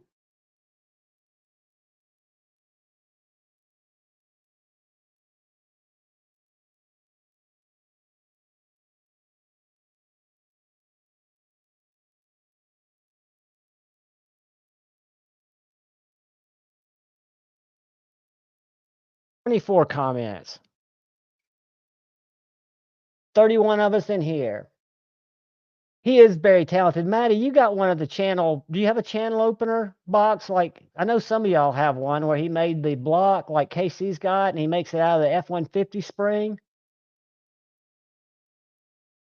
Awesome nuts for knives. NFK 20. I'm glad you won, buddy. Neil McKenzie's in. I know y'all are tired. I appreciate y'all hanging out with me this late. I'm kind of on self-imposed vacation before my life changes, so I could sit here all night. But I know y'all got things to do, so let's give this away. 24. Is that where we're going to stop? Everybody in, we think? NFK, I hope you entered, buddy. You could randomly win this next one, too. It's all karma. It all happens because it happens. Just go in there and watch it and subscribe, and we will go in here. I'll stop sharing this. I'm going to go to the YouTube random comment picker, and I'm going to share this. And I'm going to see if anybody else has thrown in a comment. Then we're going to give it away. How's that sound?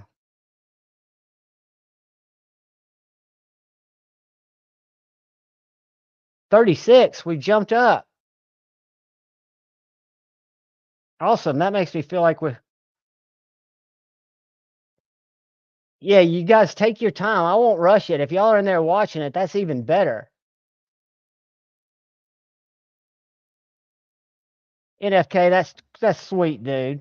I'm telling you, man, it feels good. I would rather give something away than receive something any day. It just feels, it's just good to do, especially when you know somebody's a good dude, want a good knife. You got a knife that you're not carrying.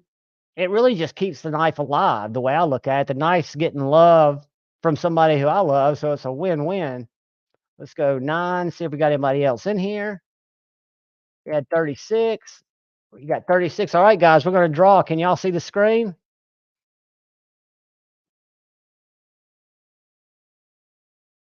All right. I'm going to get the comments one more time, then we're going to pull. 37. All right. Is there anybody that hadn't gotten in? I don't want to draw before everybody gets in.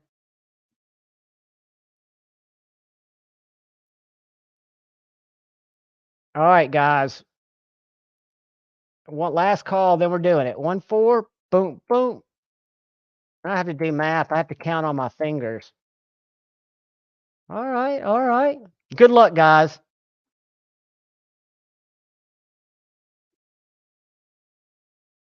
Brother Zach, the man, the myth, the OG legend himself. Congratulations, Zach. Shoot me your email address, buddy.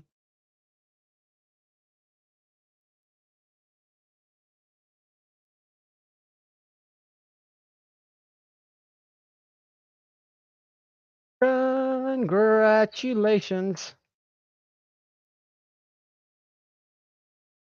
Zach might have gone night-night, but I can find Zach. And if I know Zach, he will probably have it on a Sunday stream coming up soon.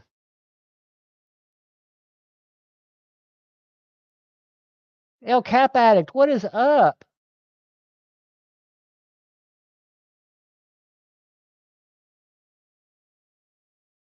So I will get that. Let me write that down because I'll forget it. Even though it's Zach. And Zach, I do, even though you might not be in here, I totally appreciate your insight on my dilemma of my review on my Ethan Grow. Because coming from you, I think that's legit. Let's see, we got the Ferrum Forge. Perfect. Zach said redraw.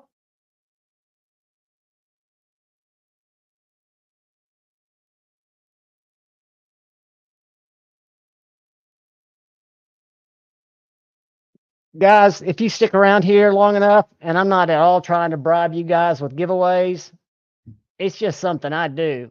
Rob, have a great night, buddy. I enjoy your lives too, man. I really do. And you guys have a great night. And guys, it is getting close to 1 here, so I know it's close to 2 where a lot of you are. I don't mind staying up and kicking it. Y'all tell me if you're tired and we can hang, we can talk knives, we can talk life.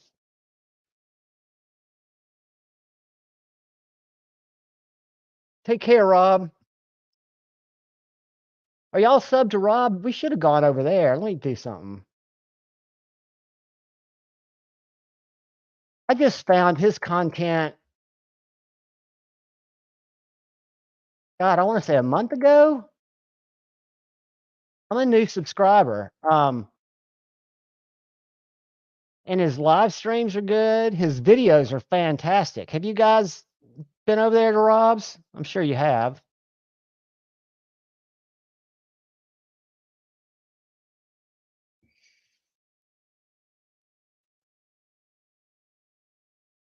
But he does some really good videos, some good disassembly videos, and a good guy. He goes live Monday nights at, I want to say 6:30 or 7. Let's see, 7 p.m. Central. And he does giveaways. I'm gonna put his link in here. That way, if you guys want to give him a follow, you can. He's a super nice guy. Most people are subbed to Rob. And let's ask this rhetorical question that we all know the answer to. Is everybody subbed to Big Red's EDC? Let's see how close we are to 10.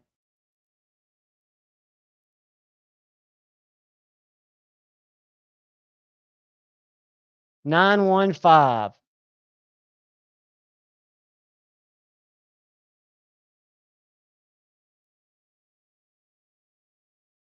Soggy Cheeto, what is up?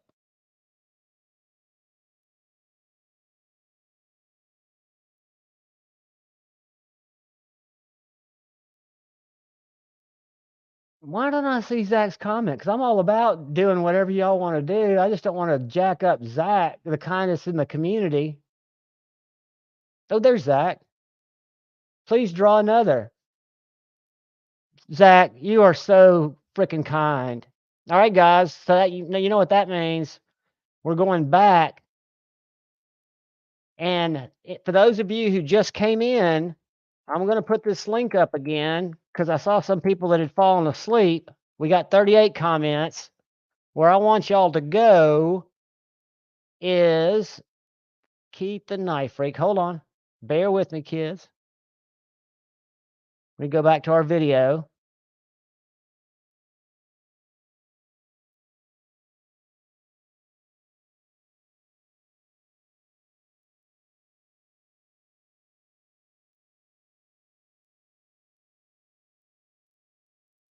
All right, guys, here's the video.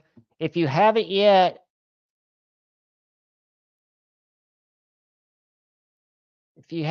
popped it in there,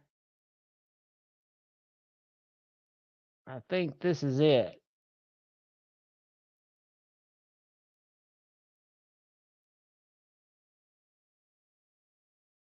So there's the link. If any of you haven't had a chance to yet, go in and just leave a comment. And let me unpin that one. No, it's still pinned in the regular. So it's still pinned up there. If you fall asleep, you're playing for Ross. Guys, I know you wouldn't fool Zach, the 5-door. I wasn't implying that, buddy. I wasn't implying that any of you guys would do that. I just didn't see it, and I'm half delirious too. I love all you guys.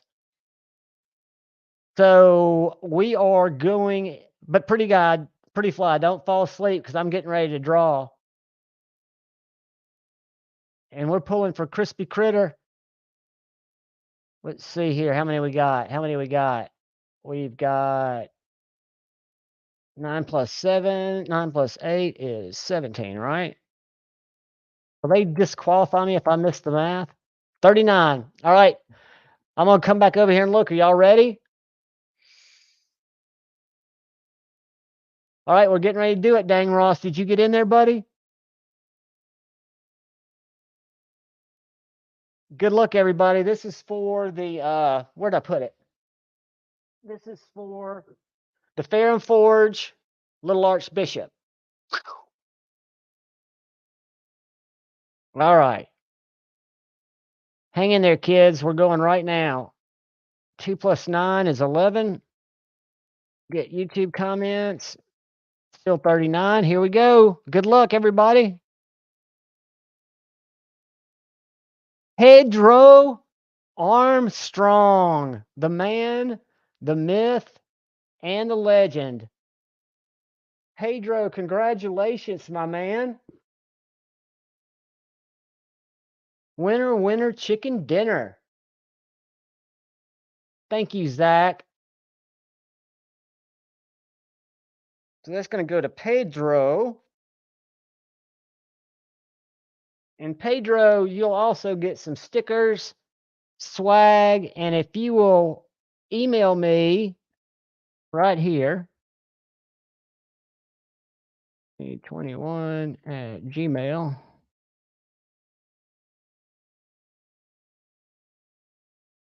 You'll just shoot me an email there, buddy, with just your address. I will get the sea snake and a little archbishop out tomorrow.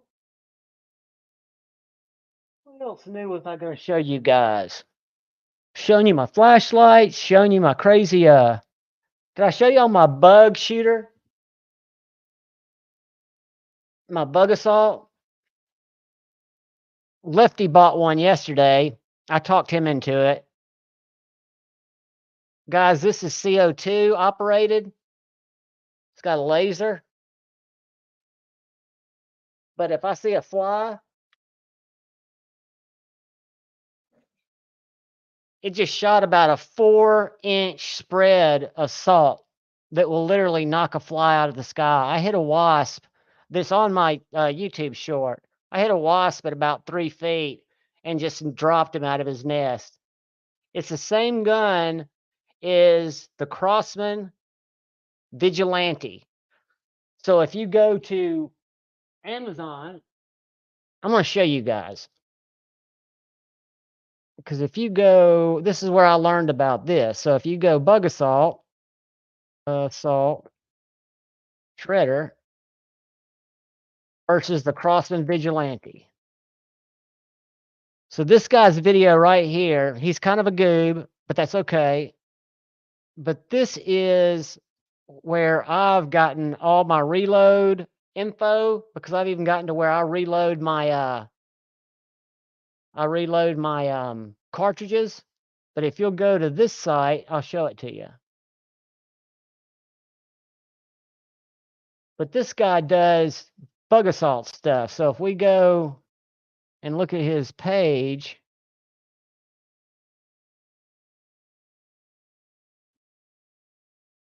so what he's done is he's taken a shredder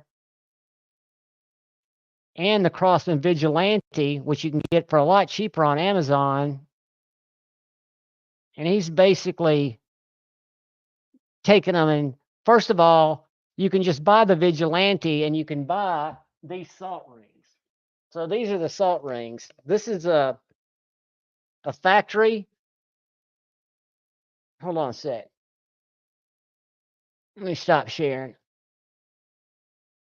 So this is a factory round. It looks just like that BB carrier, but it's packed with salt. And then a reload, you can get these stickers on Etsy, and you stick them on the front. You put your salt in, and then you stick them. They're a little harder to use. These are only like $11 for a pack that's that big, that's got plenty of shots. But anyway, so you can just buy that Crosman Vigilante, and it'll take these cartridges. The one thing about the shredder kit is it's $99 on the Bug Assault website. But it comes with a pack of ammo. It comes with a pack of CO2. And I want you to see what this stuff does. Let's get to where he starts shooting it. See, he just put one. That's a reload. So you could put one of those yellow ones in there.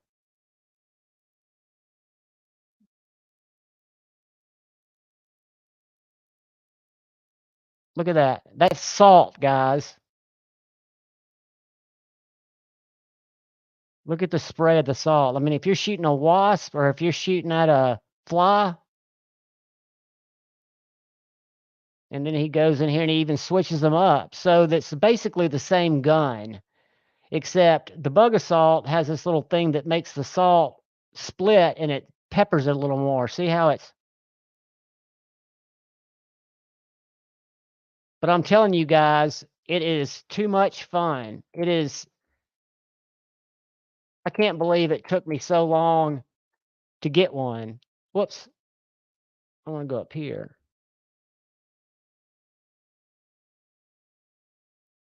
No, damn it. I want to go up here. There we go. Don't want to do that.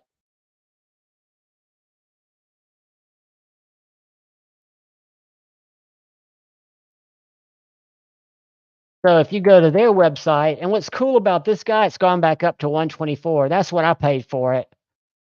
But this comes with the gun, the PPU, the salt cartridges, and the 5CO2. If you go to Amazon and you look at the Vigilante,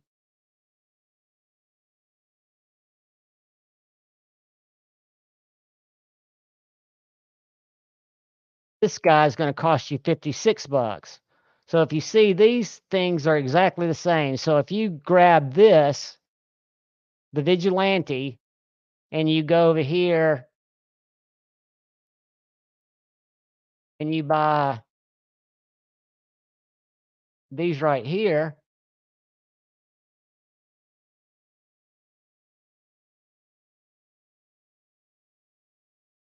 I want cartridges.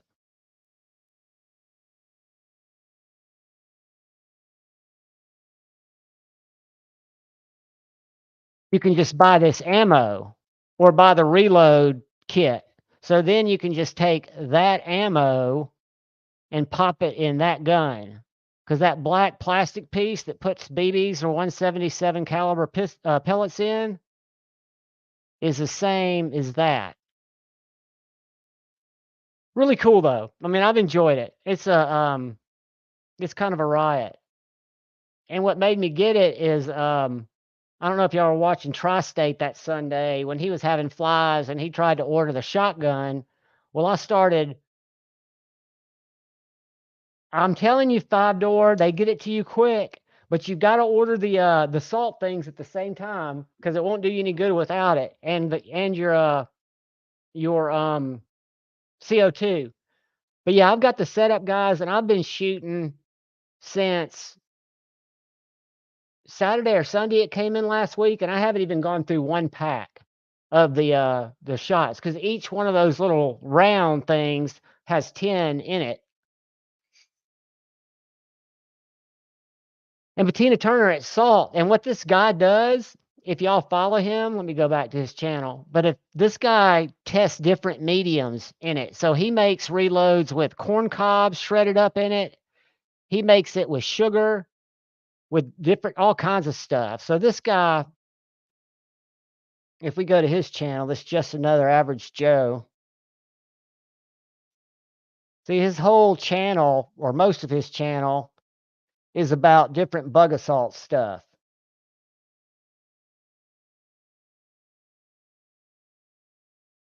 So he reloads them. He does all kinds of crazy shit. But it's pretty helpful stuff. I should subscribe to him, shouldn't I?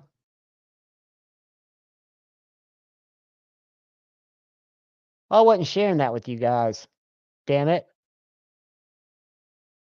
Let's share screen. And if y'all are getting into the bug assaults, I spend a lot of time on Just Your Average Joe's channel because he's pretty bug assault. He's got it going on. But the cool thing, let's go to some of his shooting tests. I love the shooting tests.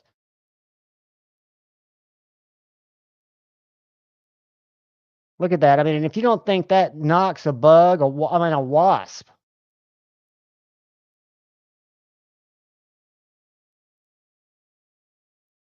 It's too much fun.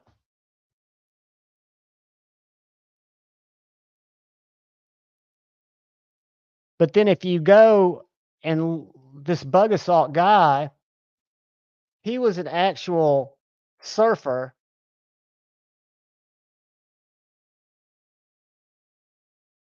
And he came up with this design, and it has made him this dude.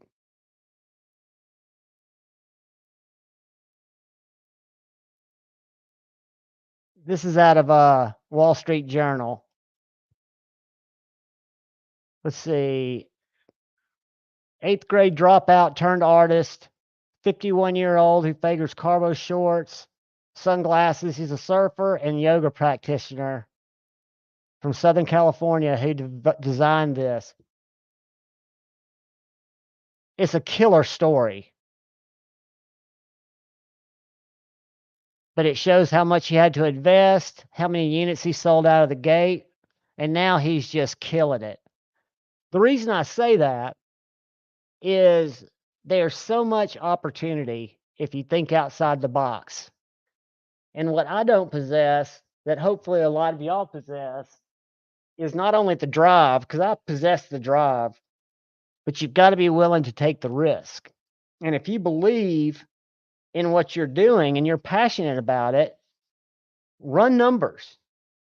Play with the Pro Forma app and look at what you can do. Because one of the things that I'm trying to figure out that I don't really understand, and it's not anything that we do in this community,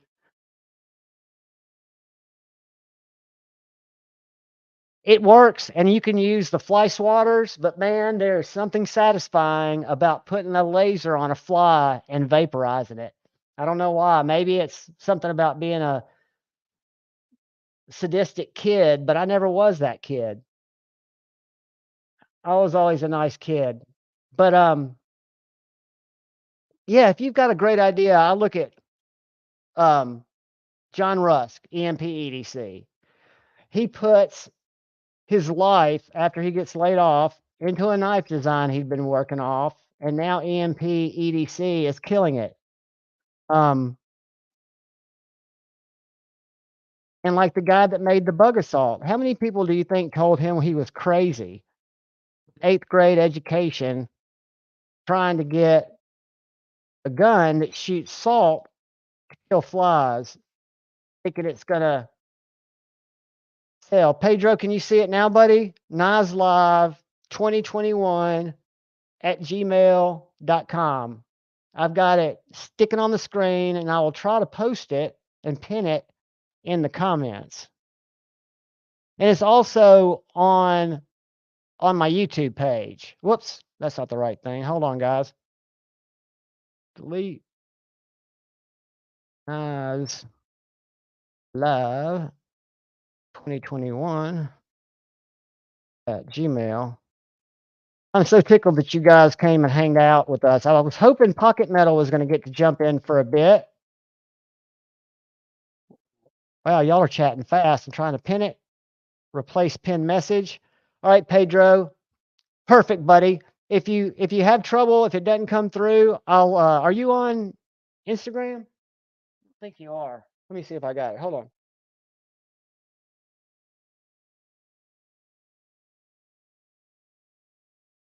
Go back to Knives Love. Pedro, I got you. I got you, and I got JN, Mr. Nuts for Knives.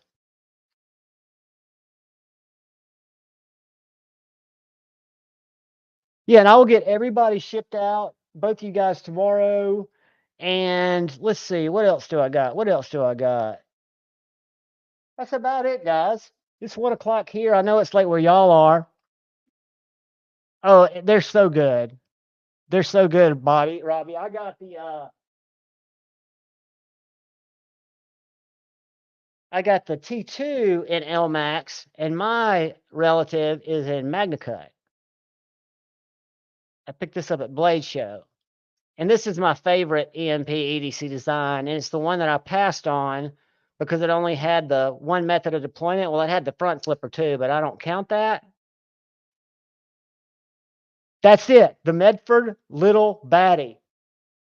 And they said that's going to be a production model, that it's going to be available. But I think that's a cool little knife. I really do. Really, really do. And my T2 is an L-Max, and I love what they've done with the detent. I just love what he did with his knives. But guys, it's just another success story. Your life changes. You get some weird shit thrown your way. What you thought was going to be a career changes. Man, use the power of your innovation. You never know. You never know. If you believe it, it'll be great. Guys, everybody get a good night's sleep. Demonot, good night. Neil McKenzie, good night. Zach, thank you for everything. Thank you for the insight on my review that'll come up. And you're just the man. And I appreciate all of you. Like Crispy says, naked group hugs to you all. Till we meet again, which will be Friday night. We will have a blast then too.